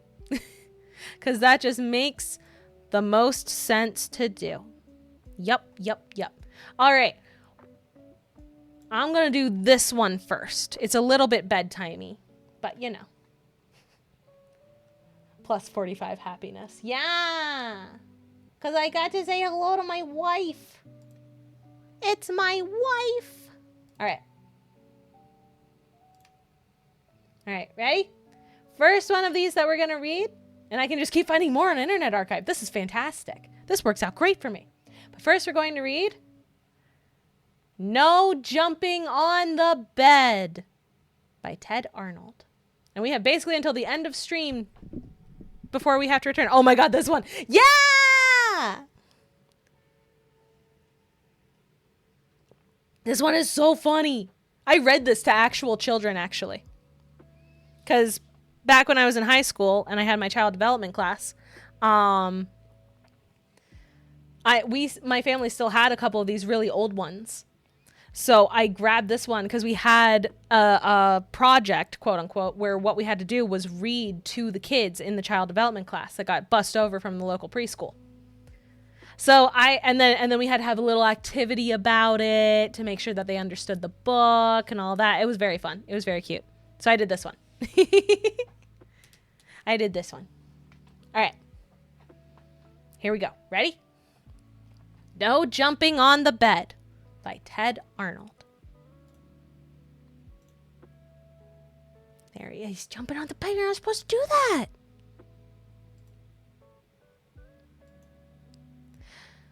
In his bedroom, near the top floor of a tall apartment building, Walter was getting ready for bed. Before turning out the light, his father said, "If I've told you once, I've told you 1,000,000 times. No jumping on the bed. One day it'll crash right through the floor. Now lie down and go to sleep." Just one more time? Asked Walter. But instead, he plopped down on his pillow and squeezed his eyes closed. Good night, said his father. He turned off the light and pulled the door almost closed. The room was quiet and dark, except for a soft thump, thump, thump, coming from the room above. That's Delbert upstairs, thought Walter.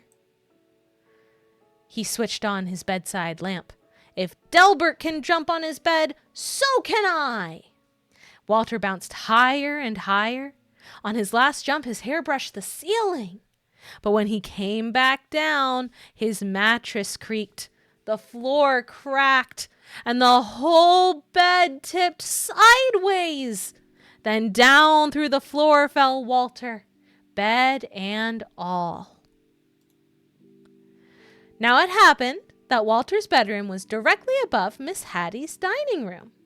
She was more than a little surprised when a bed fell through her ceiling and Walter landed in her plate of spaghetti and meatballs. I was not expecting company for dinner, she mumbled with a mouthful of meatballs. Said Walter. Spaghetti is my all-time favorite. But before he could eat, his bed smashed through the table and kept right on crashing down through the floor. Down and down fell Walter, Miss Hattie, the plate of spaghetti, the bed, and all. Miss Hattie's dining room was above Mr. Matty's TV room. Mr. Matty didn't even notice a bed falling through his ceiling until a meatball bounced off his head, Miss Hattie tumbled into his lap, and Walter splashed into his aquarium. I've already had my bath tonight, said Walter. He wanted to stay and watch the monsters on TV, but his bed crunched through the floor, taking the TV with it. It's like that Bird and Larry Bird's Attic commercial, yes. Down and down fell Walter, Miss Hattie, Mr. Matty, the TV, the spaghetti, the bed, and all. Walter's Aunt Batty had just moved into the building. She was still unpacking when Miss Hattie, Mr. Matty, and a dripping wet Walter tumbled through the ceiling right into a box containing her rare Patagonian stamp collection. Nani the fuck? When he burst through the bottom of the box, Walter was a sticky mess. I see you've started collecting stamps, said Aunt Batty as she followed Walter through the new hole in her floor. Down and down fell Walter, Miss Hattie, Mr. Matty, Aunt Batty, the stamp collection, the TV, the spaghetti, the bed, and all. Also, just an aside, I love how she looks here. Just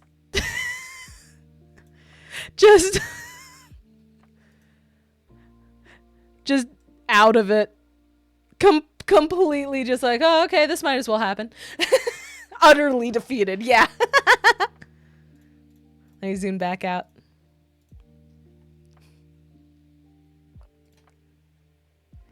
Patty and Natty had worked 3 days building their dream house with blocks. Afraid that Fatty Cat might knock something over, they carefully shooed her out for the night. Girl got schlumped, yeah. Big mood, agreed. Then the upstairs neighbors came through the ceiling. Excuse us, said Walter, remembering his manners. We won't be staying long. I love my Fatty Cat who is not so fatty anymore, yes. The words were barely past his lips when Walter's bed bashed through the floor and continued on its way. Down and down fell Walter, Miss Hattie, Mr. Matty, Aunt Batty, Patty, Natty, Fatty Cat, the stamps, the TV, the spaghetti, the bed, and all. The last thing Mr. Hanratty ever expected to see was a bed coming through his studio ceiling, followed by nearly everyone in the building. If I had known you wanted to see my paintings, he said, I would have tidied up a bit. But they never once paused to admire Mr. Hanratty's colorful artwork. They were too busy splashing in his cans of paint. Then his floor caved in, and everyone followed Walter's bed down through the hole. Down and down fell Walter, Miss Hattie, Mr. Matty, Aunt Batty, Patty and Natty, Mr. Hanratty, Fatty Cat, 17 cans of paint, the stamps, the TV, the spaghetti, the bed, and all. Maestro Ferlingatti and his string quartet were astonished by the colorful crowd that fell from the ceiling. The maestro loved an audience, even if they dropped in unannounced. But when Walter's bed smashed through the floor and paint splattered everywhere, the maestro wished his audience would leave. And so they did, along with his string quartet. Maestro Ferlingatti's practice room floor was also the basement ceiling. It was dark and quiet as midnight down there.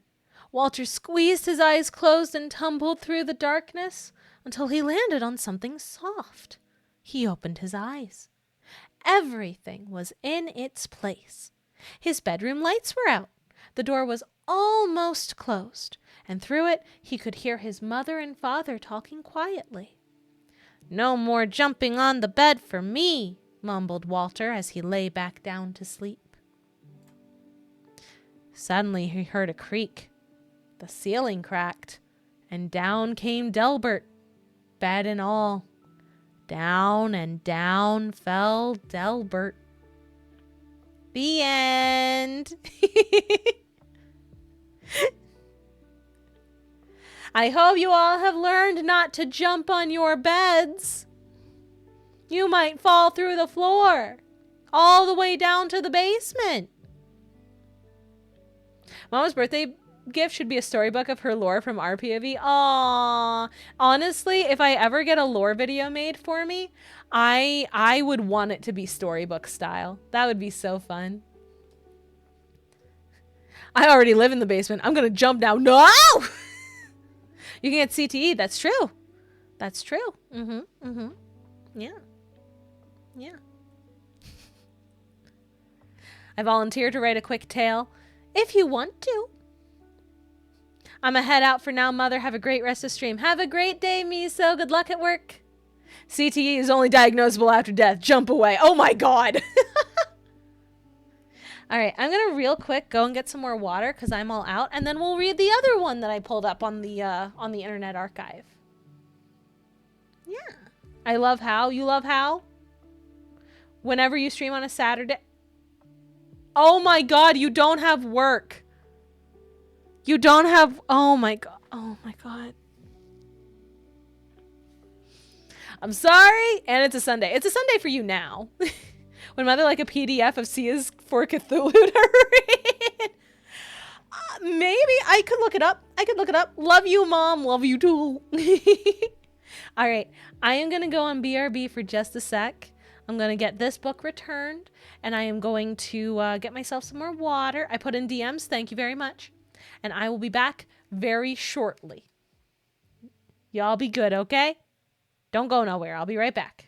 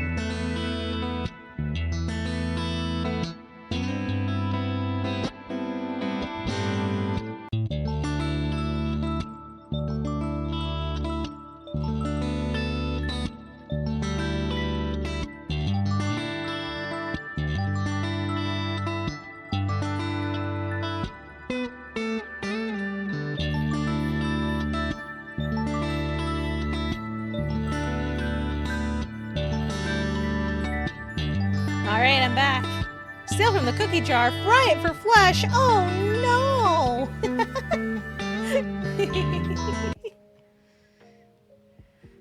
All right, since it was specifically requested, our next book will be C is for Cthulhu. Thank you very much, Jay. I appreciate it. Thank you, thank you. Behave. Welcome back. Thank you. Mama, welcome. Yeah. So next we're going to read C is for Cthulhu. A is for Abdul Alhazared. I wrote this little book. B is for the black goat of the woods with 1,000 young. Bah! That wasn't a very good goat noise, but we make do. C is for Cthulhu. In his house at Relay, Red Cthulhu waits dreaming. Goat! Yes, Mama has 1,000 young. I don't think we've gotten that many people in a stream at one time before. D is for Deep Ones. What lives in yon lay under the sea. E is for Eldritch. Ancient and weird. F is for fear, that cold feeling in your stomach. G is for ghoul. We're so much worse than zombies. H is for Hoster. Oh no, you said it. I is for Innsmouth. The people here have a look about them. J is for John Raymond LaGrasse. Cultists. Why'd it have to be cultists? K is for Kenyan. Is it hot down here, or am I crazy? L is for Lovecraft. HP, if you will. M is for Miskatonic University, sculpting young minds since 1770. N is for the Necronomicon, the Book of the Dead.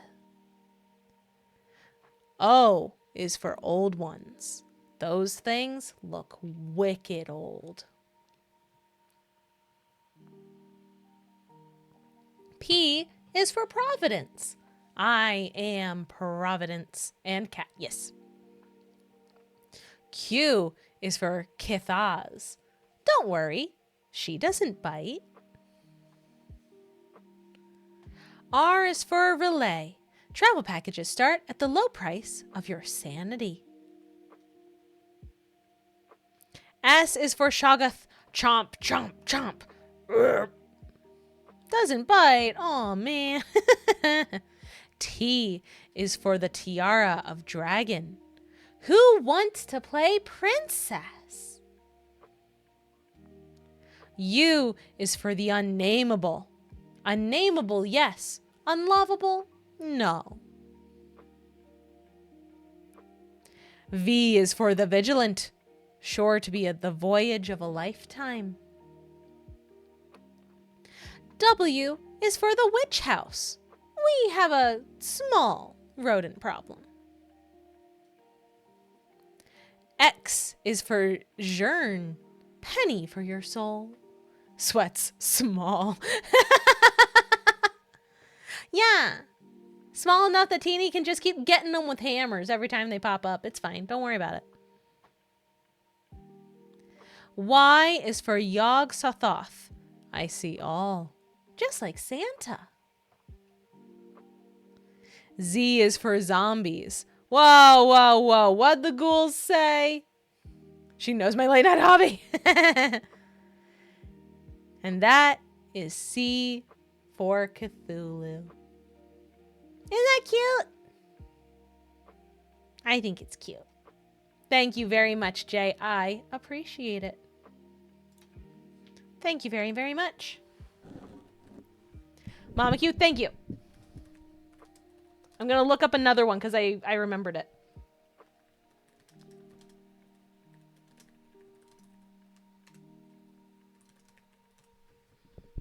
Let's see.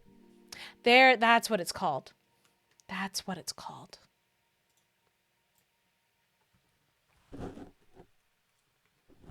There we go. I love Eldritch Horror Kids Edition. Yeah! You gotta introduce them early, if you can. Found another one. Or, I haven't found it yet. There it is. What? No. There we go. There we go. There we go.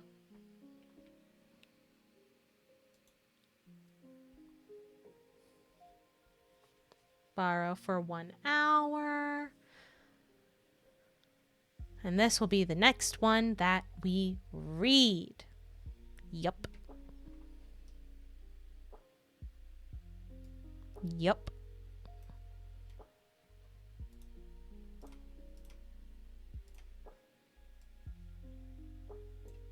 We're gonna read Stella Luna. Do you guys remember Stella Luna? About the little baby bat? Oh my god, this one! Yeah! I love Stella Luna. I love this one. Yeah, me too. It's so cute. All right. All right, here we go. It needs a second to load. In a warm and sultry forest far, far away, there once lived a mother fruit bat and her new baby. Oh, how Mother Bat loved her soft, tiny baby. I'll name you Stella Luna, she crooned.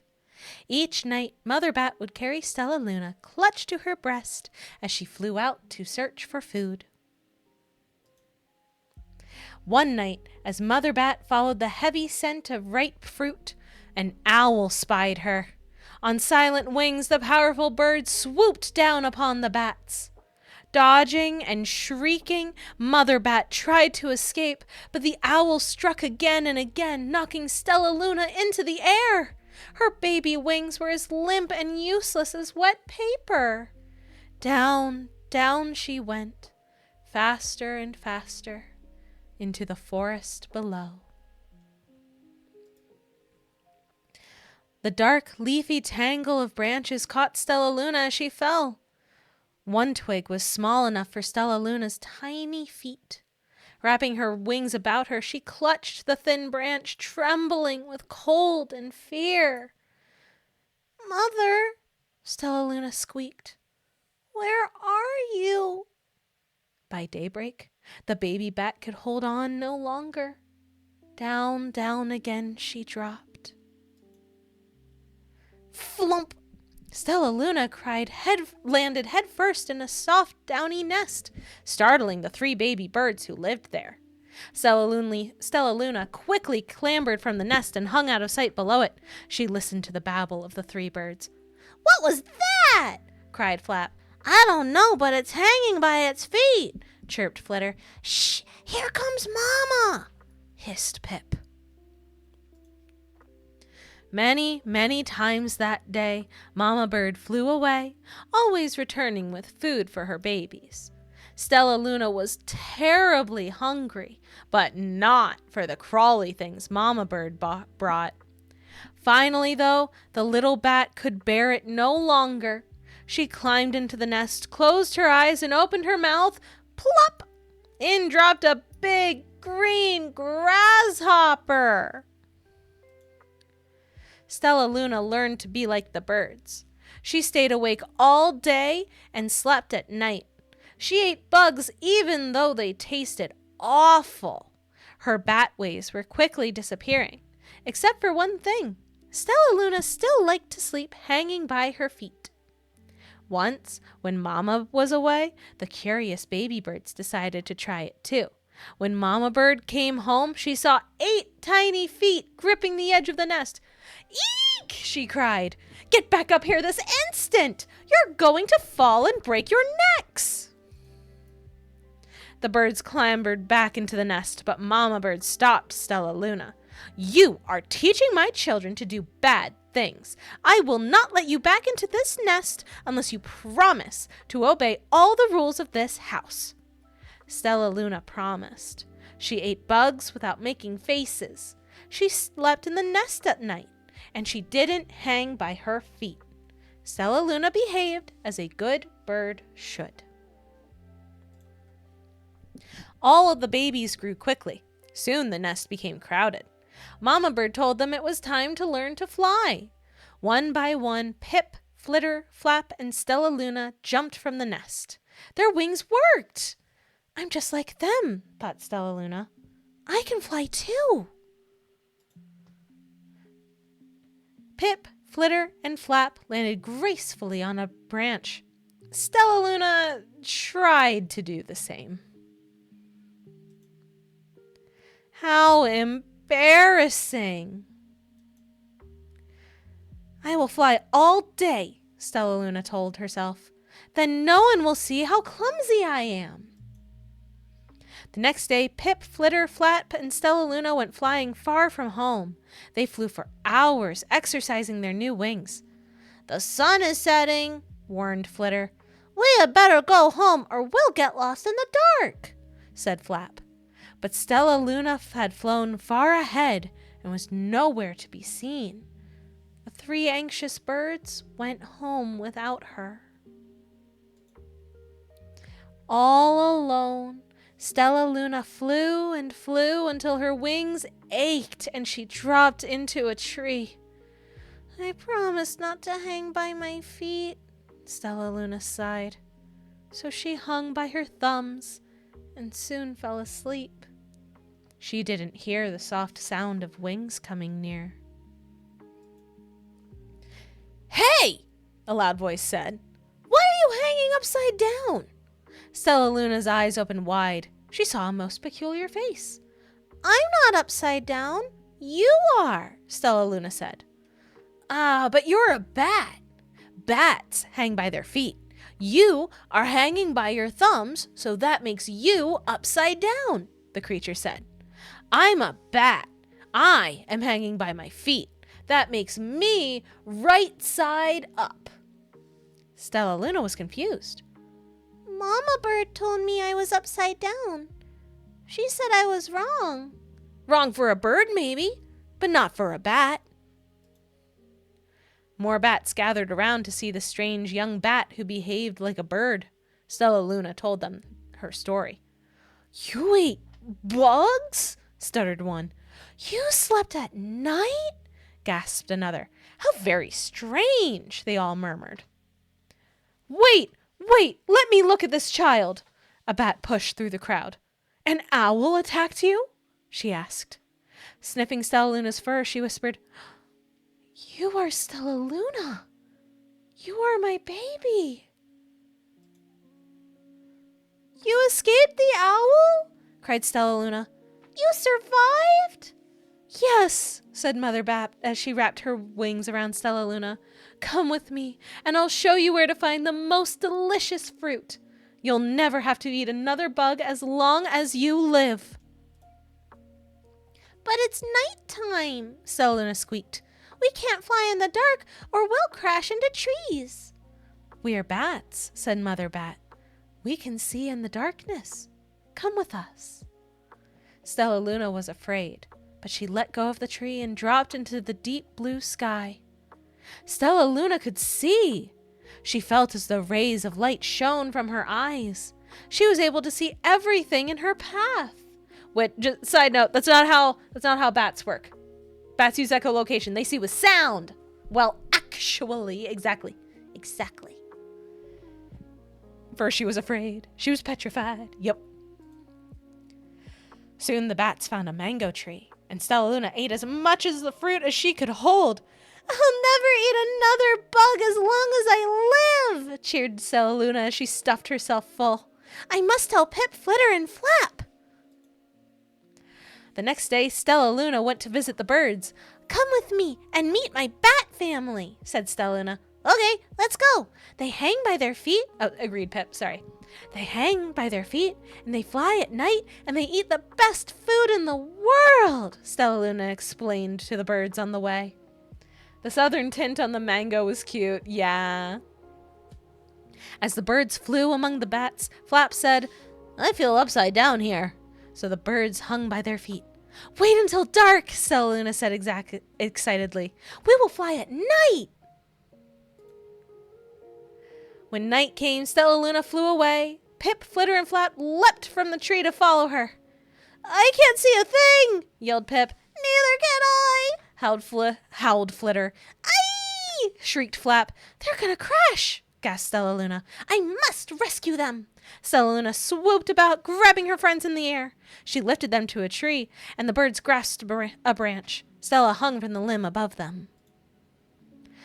We're safe, said Stellaluna. Then she sighed.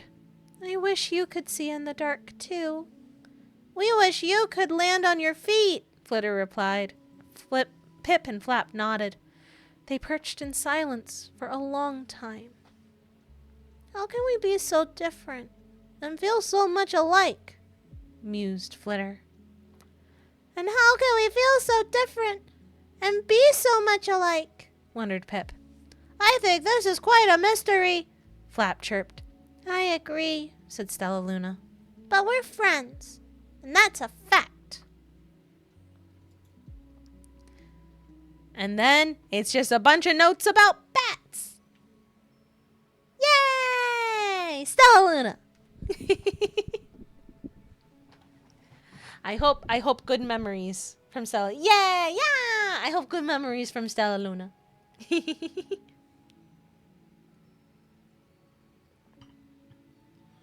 Reminds me of this book where mammals and birds were competing and a bat tried to join both but one on their own. Aww, that's cute.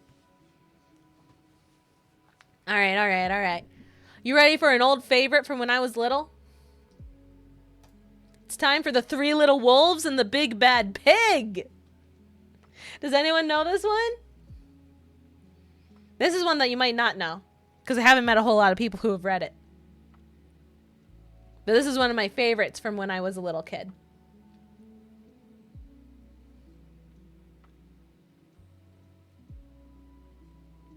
This one looks cute. It is so cute. Reverse, yeah. It's the Three Little Wolves.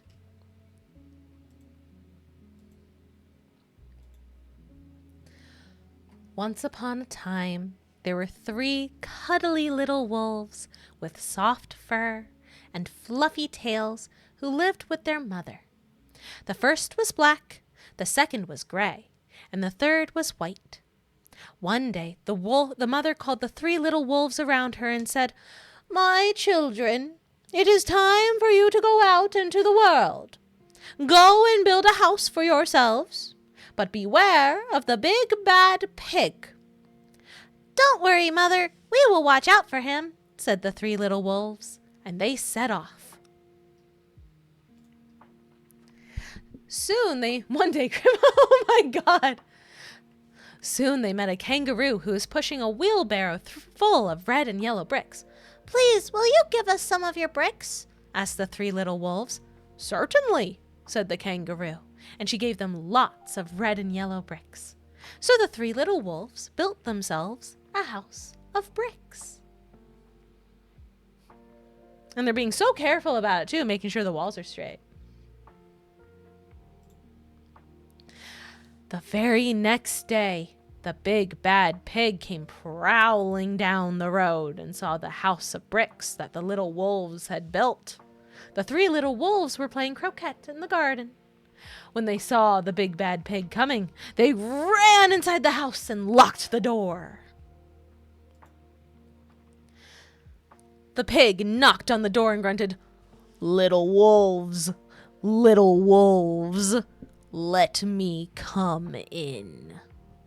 No, said the 3 little wolves. By the hair on our chinny chin chins, we will not let you in. Not for all the tea leaves in our china teapot. Then I'll huff, and I'll puff, and I'll blow your house down, said the pig. So he huffed, and he puffed, and he puffed, and he huffed, but the house didn't fall down. But the pig wasn't called big and bad for nothing.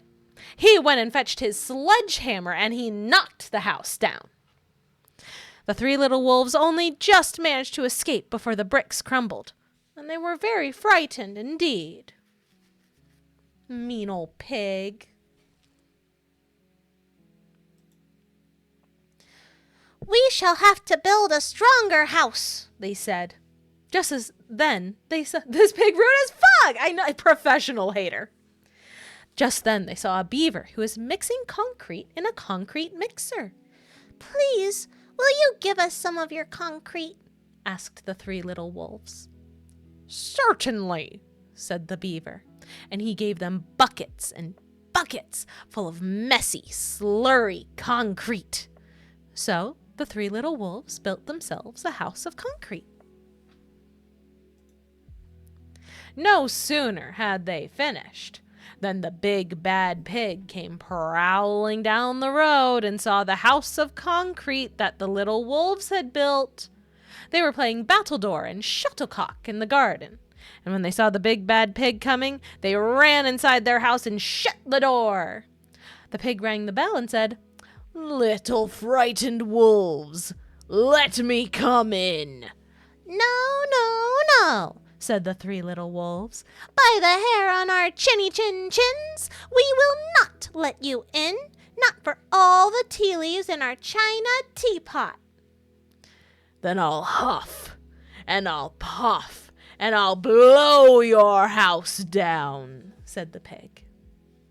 So he huffed, and he puffed, and he puffed, and he huffed, but the house didn't fall down. But the pig wasn't called big and bad for nothing. He went and fetched his pneumatic drill and smashed the house down. The three little wolves managed to escape, but their chinny chin chins were trembling and trembling and trembling. Poor little wolves.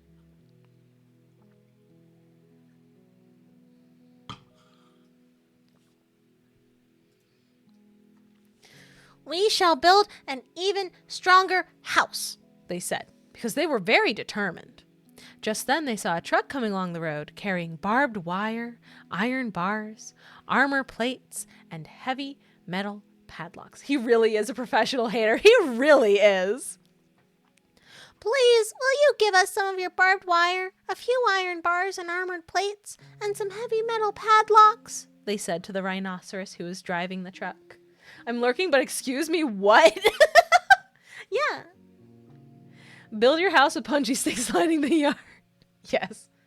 "Sure," said the rhinoceros, and he gave them plenty of barbed wire, iron bars, armor plates, and heavy metal padlocks. Sledgehammer and barbed wire, what the fuck? You gotta do what you gotta do to handle the big bad pig, you know? He also gave them some plexiglass and some reinforced steel chains because he was a generous and kind-hearted rhinoceros. Is this Vietnam? So the three little wolves built themselves an extremely strong house. It was the strongest, securest house one could possibly imagine. They felt absolutely safe. No, but that's where the bungee stakes come from. That is true. The next day, the big bad pig came prowling along the road as usual. When they saw the three little wolves were playing hopscotch in the garden. When they saw the big bad pig coming, they ran inside their house, bolted the door, and locked all the 37 padlocks.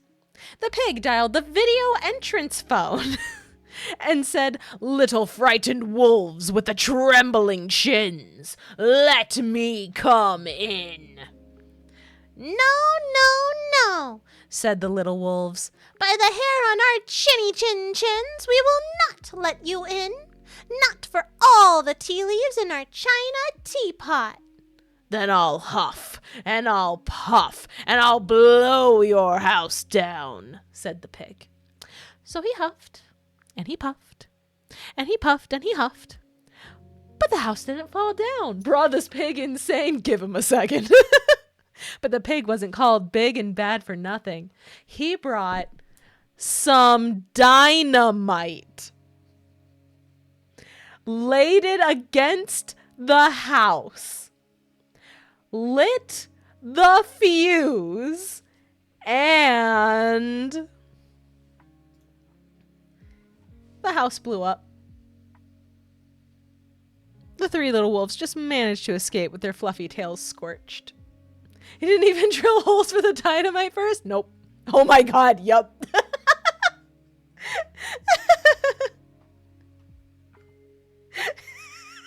The most professional of haters. Something must be wrong with our building materials, they said. We have to try something different. But what? At that moment, they saw a flamingo coming along, pushing a wheelbarrow full of flowers. Please, will you give us some flowers? Said the little wolves. With pleasure, said the flamingo, and he gave them lots of flowers. So the three little wolves built themselves a house of flowers.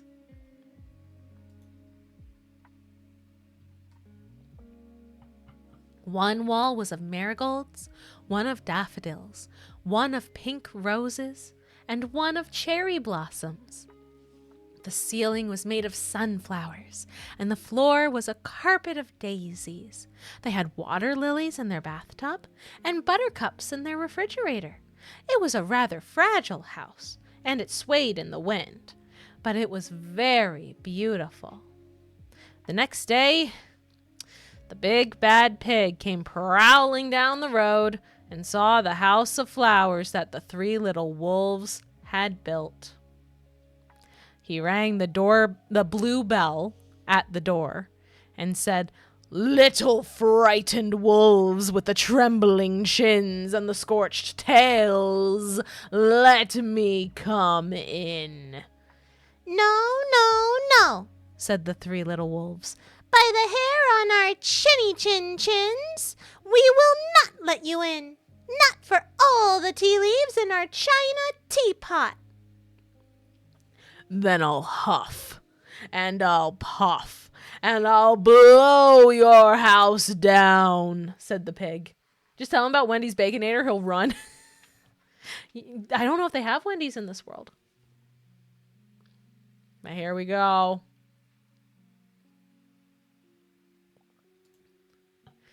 But as he took a deep breath, ready to huff and puff, he smelled the soft scent of the flowers. It was fantastic. And because the scent was so lovely, the pig took another breath, and then another.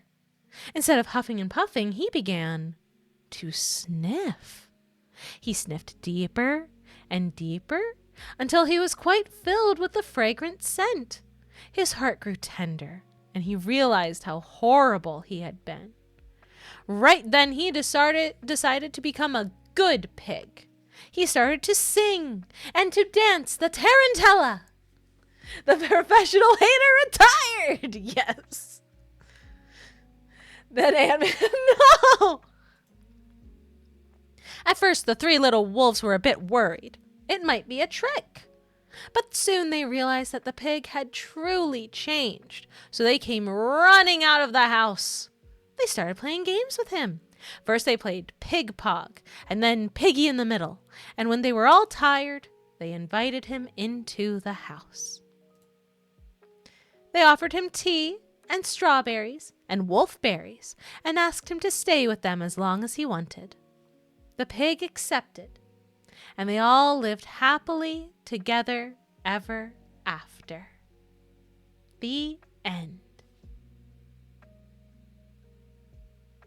And that was the three little wolves and the big bad pig.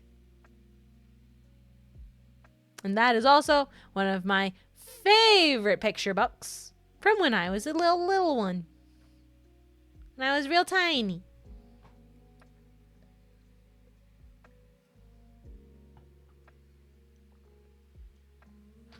Hooray! All right. I got 3 more books.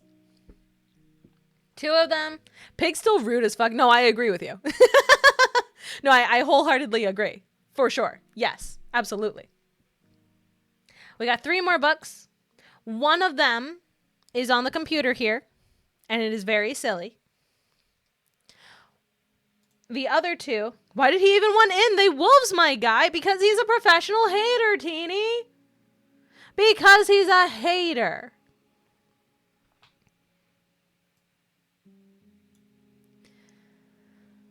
But I have 2 books that are Handcam books, and they're going to be very cute. And I have 1 book that is a digital book, and it's very funny. It's not a cute one though. Which one do we want to do first? Which one do we want to do first? Just trying to get his get back for his 3 homies, I guess. Except they weren't homies for a while there. They were definitely not homies when he blew up their house.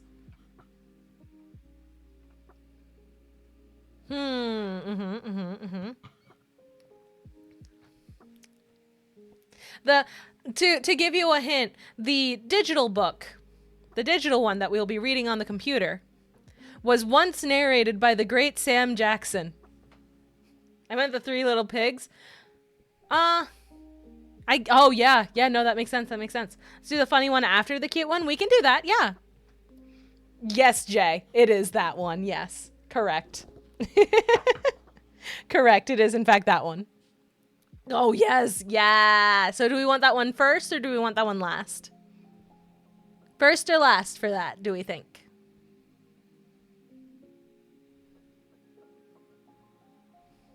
Whatevs. Unhelpful. Unhelpful.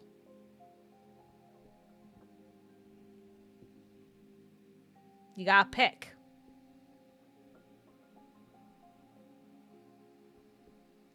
Back at Amazon, I used to work on the Sam Jackson voice skill for Alexa. Nice. Nice. That's awesome.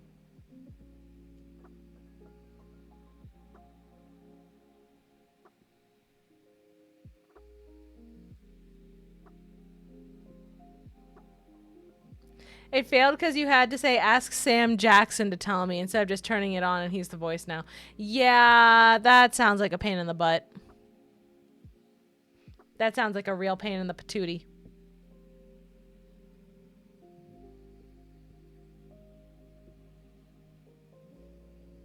Do we want to do go the fuck to sleep first and then go back to cute? You didn't say the magic word. The only thing to beat SJ. Flip coin. Okay. Okay.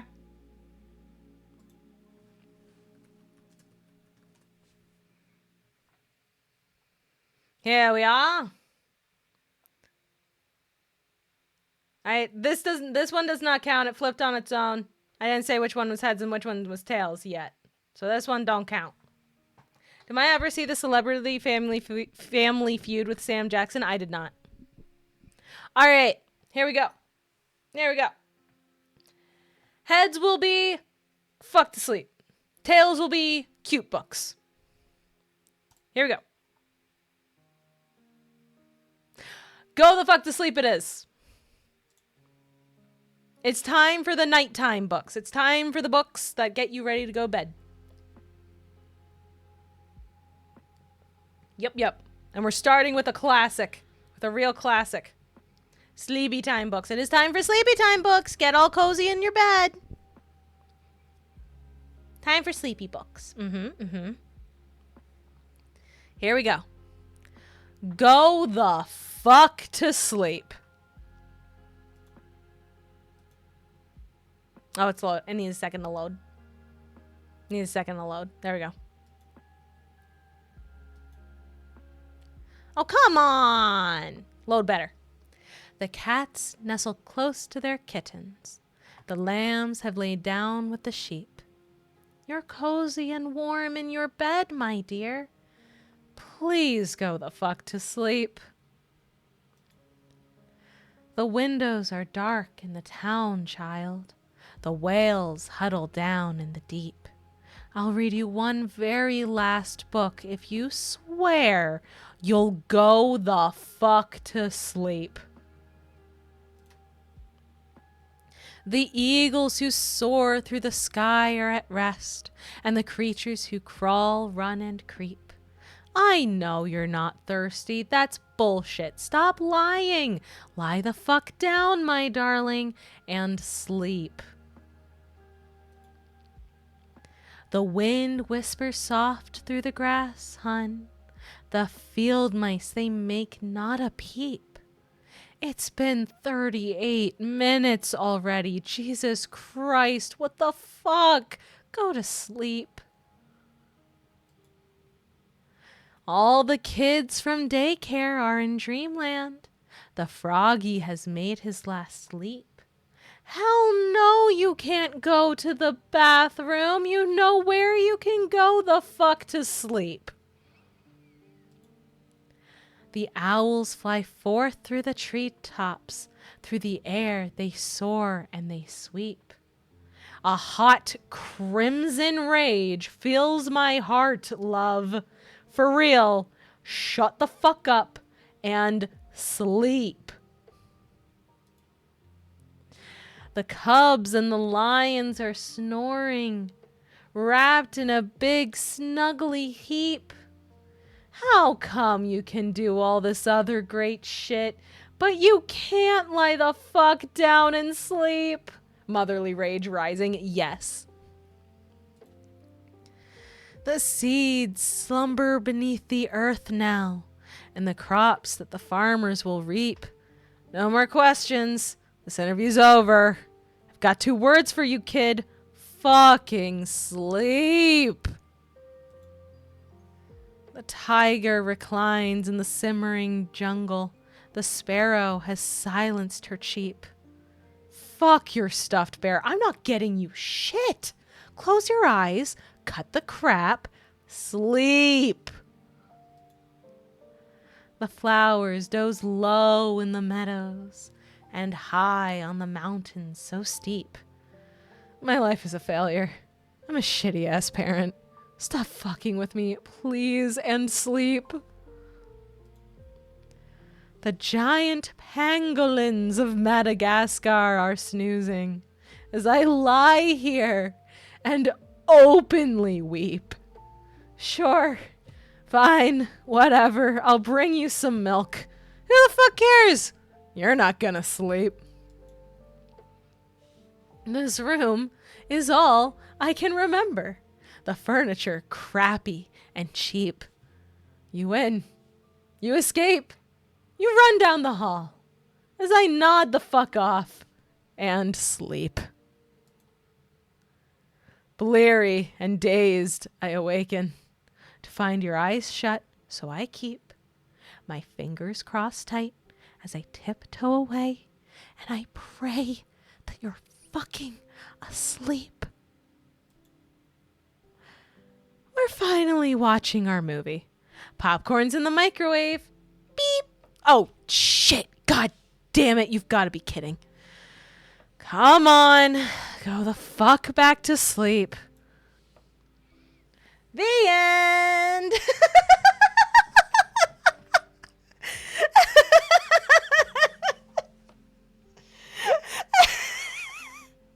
Yay! Yay!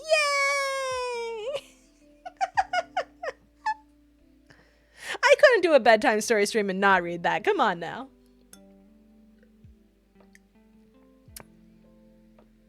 All right. You guys ready for the cute ones? We got cute ones now. We got 2 cute ones. We're going to read them and then it's time for sleep. You heard the you heard the book. It's time to go the fuck to sleep. Thank you for the hydrate, Teeny. That was cute. It was cute and it was realistic. Because that kid was me when I was a kid, straight up.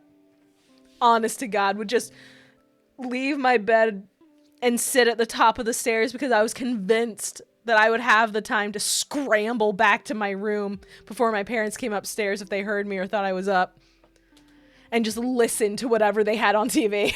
Because I knew if I went downstairs I'd get in trouble and sent back to bed. But if they didn't know I was there...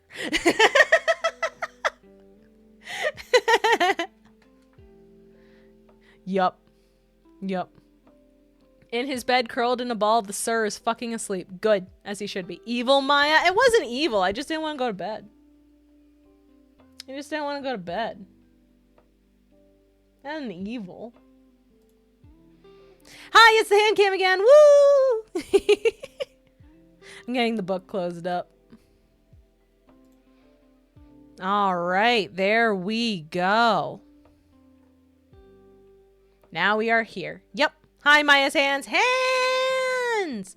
Oh man, it's hands! All right, let me grab one of the two books. Ugh. Because Biggie Cheese said that the art of this book freaks him out, we're gonna do Good Night Little Bear first. We're gonna do Richard Scary first, so that y'all don't get nightmares with this being the last book. So we're gonna do this one first. Motherfucking, I know. Bears. I know, Teeny, you're just gonna have to put up with it. They're telling us about going to sleep. They're saying good night, little bear. This way, Teeny, you can fall asleep to dreams of beating the shit out of these bears. So generous. Yes, I'll put them to sleep forever. Teeny's gonna leave a barren stain on the wall. Yes. It is time for little bear to go to book. Oh my god, I can't. I need to go to bed apparently. Let's try that again. It is time for little bear to go to bed. Mother bear closes the storybook. She gives little bear a good night kiss. Mwah!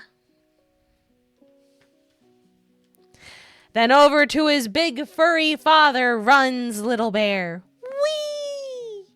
Father bear swings his little one high up to his shoulders for a ride to bed. Teeny, no. Teeny, no. This is wholesome. Teeny, no. Duck your head, calls Mother Bear just in time. And into the snug little bedroom they go. Squeak! The tiny bed sighs as Father Bear sits down. Now into bed with you, he says. He waits for Little Bear to climb down. But Little Bear doesn't move. He sits up on his father's shoulders and grins. Father Bear waits. He yawns a rumbly yawn. Is Father Bear falling asleep? No! Suddenly he opens his eyes again. Teeny be like, oh my god. Why, I must have been dreaming, says Father Bear, pretending to wake up. But what's this? There's no furry head on the pillow. Where could Little Bear be? Father Bear looks under the pillow. Nobody there. He doesn't seem to feel something tickling in his ear. Getting in my car right now, Teeny! Teeny, no! Aha! There's a lump down under the blanket. Father Bear pats the lump, but it doesn't squeak or wiggle. Can it be Little Bear? All of a sudden you left your shotgun. No! Don't! This is a cute family. Why, it's the toy teddy and the blue bunny waiting for Little Bear to come to bed. Mother, that naughty bear is hiding, says Father Bear to Mother Bear with a wink. Maybe he's hiding under the kitchen stove, says Mother Bear, who loves a joke. Left on bird, I don't need no go. Oh my god! Bang, bang! Father Bear rattles the pots and pans on top of the stove. Little Bear, I'm coming to get you, he roars. Father Bear reaches under the stove. He feels something soft and furry. Is it Little Bear? No, it's only Father Bear's old winter mitten. Teeny's bare hands. Way up high, Little Bear claps his paw to his mouth, but not in time. I heard that Little Bear laugh, says Father. Now where can he be hiding? Is he standing outside the front door? I'll turn the knob softly and fling the door wide. Nope, there are no bears out there. Just a family of fat little rabbits nibbling lettuce in the garden. Shoo! Snorts Father Bear. Something is hiding in the wood box, whispers Mother Bear. Creep over on tiptoe and you may catch a little bear. Eek! There's just a wee mouse hiding there. There's nobody up high on the china shelf. Ouch! Little Bear bumps his head. Who said ouch? Asks Father Bear. Mother, did you say ouch? Not I, said Mother Bear, smiling. Oh, she is a tease. Now where is that naughty bear hiding? He wouldn't run away. Not a little bear who is always hungry for chocolate cake. And that big daddy bear cuts himself a huge piece of chocolate cake right under the little bear's nose. Little Bear suddenly feels hungry. But just then, Father Bear stops smack in front of the mirror. Why, there he is, roars the big bear. But you couldn't find me, Squeaks Little Bear, reaching for chocolate cake. It's the real... Oh, God. Whee! Off Daddy's shoulders and down to the sofa. Bounce, bounce, bounce. Wasn't that a good hiding place, Mommy? No one could find me up there. But I've found you now, says Father Bear. Little Bear wiggles and giggles under his daddy's strong arm, all the way into bed. Did I really fool you, Daddy? Asks Little Bear. Father Bear just laughs and winks. Do you think Father Bear knew all the time? The end. And that is Good Night, Little Bear. You're too late, Teeny. The cute bears are gone. And now we are greeted by our final book of the evening. A book of sleep. A book of sleep. With a very wide-eyed owl on the front. My goodness. Next time I'm gonna get him. You right, I believe. Book of sleep. When the sky grows dark, the moon glows bright, everyone goes to sleep. That owl has seen some shit. Yeah. That sounds like something certain friend I know need to do. Yep. Except for the watchful owl. Some sleep in peace and quiet with the owl watching. That's the owl that got the bet. Yup. Some make lots of noise when they sleep. Some sleep standing up. While some sleep on the move.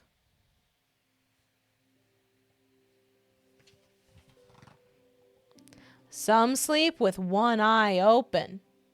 You can kind of see all the pigeons got an eye open there. Mm-hmm.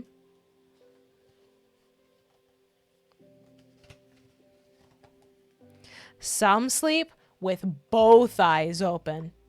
They don't even blink.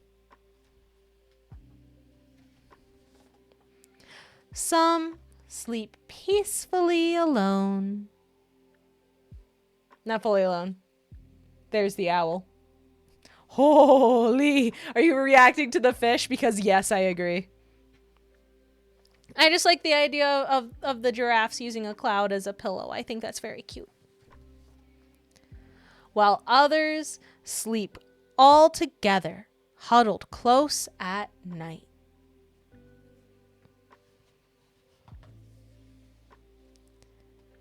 What you're saying is there is never a 0% chance that an owl is watching me sleep? Yeah. Uh-huh. But when the sky turns blue and bright and the sun glows bright, my bad, everyone wakes up. Oh no. Yep. You gotta watch out for for that owl, Teeny. Except for the tired owl.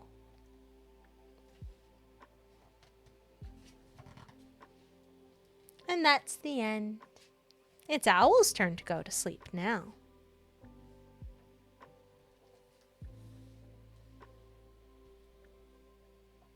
Sleepy Owl. But that's our last book for this evening. That's our very last one.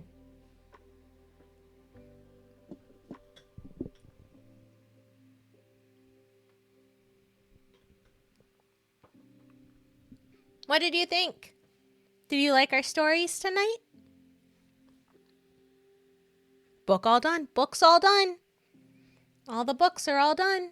Nice and cozy. Yay! I'm glad to hear it. I like the one above. I'm glad, Jay. I'm very glad. I'm happy for you. But yeah, that's it for tonight. We did some cross stitch. Very fun and comfy. Yay! Yay, that's good. We did some cross stitch. We did some books. We did a lot of books. I'm glad I was able to find some more. I'm very glad. And I'm glad that you guys enjoyed. Hopefully one day I will be able to get a better camera and figure out the lighting situation a bit better. And then we can do more cross-stitching streams where you can actually see what I'm doing a little better.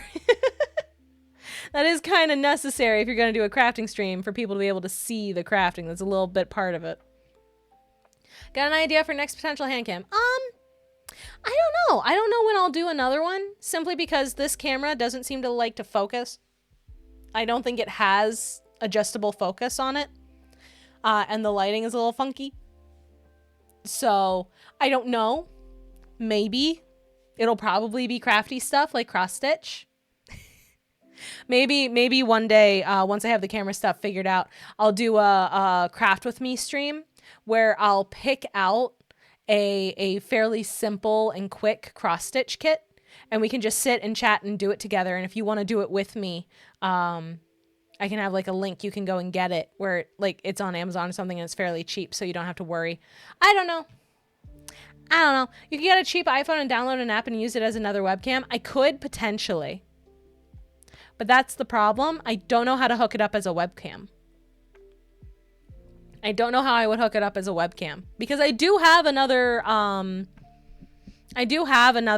old iPhone that I could film with, but I don't know how to hook it up to the laptop to use as a stream camera. I don't know how to do that part. I know how to hook it to the laptop using the charge cord, but I don't know how to like have it actually show the camera on screen. Momcraft or Mayacraft, that is for the PC. That is for the PC, and that is definitely happening once PC happens. 100%. Because I got to show you guys the super cute house that Teeny made for me because she's a sweetie pie. Okay, got it. Thank you, Jay. I appreciate it. I appreciate you. Yeah, I can get that raid started up. Could Google it? I could. But not right now because I'm tired. Yes. Okay. Say goodbye to the hands, everybody. Bye-bye. We're going to chatting. Bye-bye, hands. Bye-bye. Bye. What do you mean no? Hand stay? Nuh-uh. I can't set up the... Well, actually, you know what? I can. You just won't see the hands for a little bit. You just won't see the hands for a second. You'll just see my pretty desk mat that I love so much.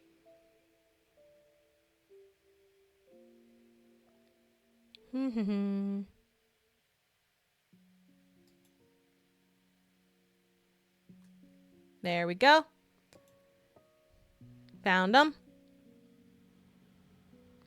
Yo, they're playing GameCube Sonic. That's awesome. All right. We are rating Starelia Umera. Isn't that a pretty sounding name? I think their name sounds pretty. All right, guys. I just got the raid set up. I'm going to go straight from here to the end stream screen. Old song, let's go. Yeah. Yay. All right, everybody. You get some sleep now that I've read you your stories. I'm going to get some sleep now I read you your stories. You be good for Starelia. You make sure to get some rest. And I'll see you back here again tomorrow at 1 p.m. EST. We're going to be starting around lunchtime. And we're going to be playing Stardew Valley with some very, very good sweet friends who I love so very much. One of them being Teeny. Teeny's going to help. Teeny's going to farm with me. It's going to be me. It's going to be Teeny. It's going to be Harmony. It's going to be Kieran. It's going to be great. I think Kieran is also going to be streaming it at the same time if you want to see both sides. If you want to watch him steal all of our furniture repeatedly. because the cozy, comfy, woo wolf boy turns out can be an utter gremlin in the right circumstances. Yeah, I'll help. Yeah, Teeny will help. I won't be able to watch my first ever Stardew Valley. Oh, I'm sorry. Oh my God, Thief and he do be. Prom's tomorrow. Well, I hope you have a good time at prom. All right, everybody. Mama loves you. Good night. Thank you for being here. Bye-bye.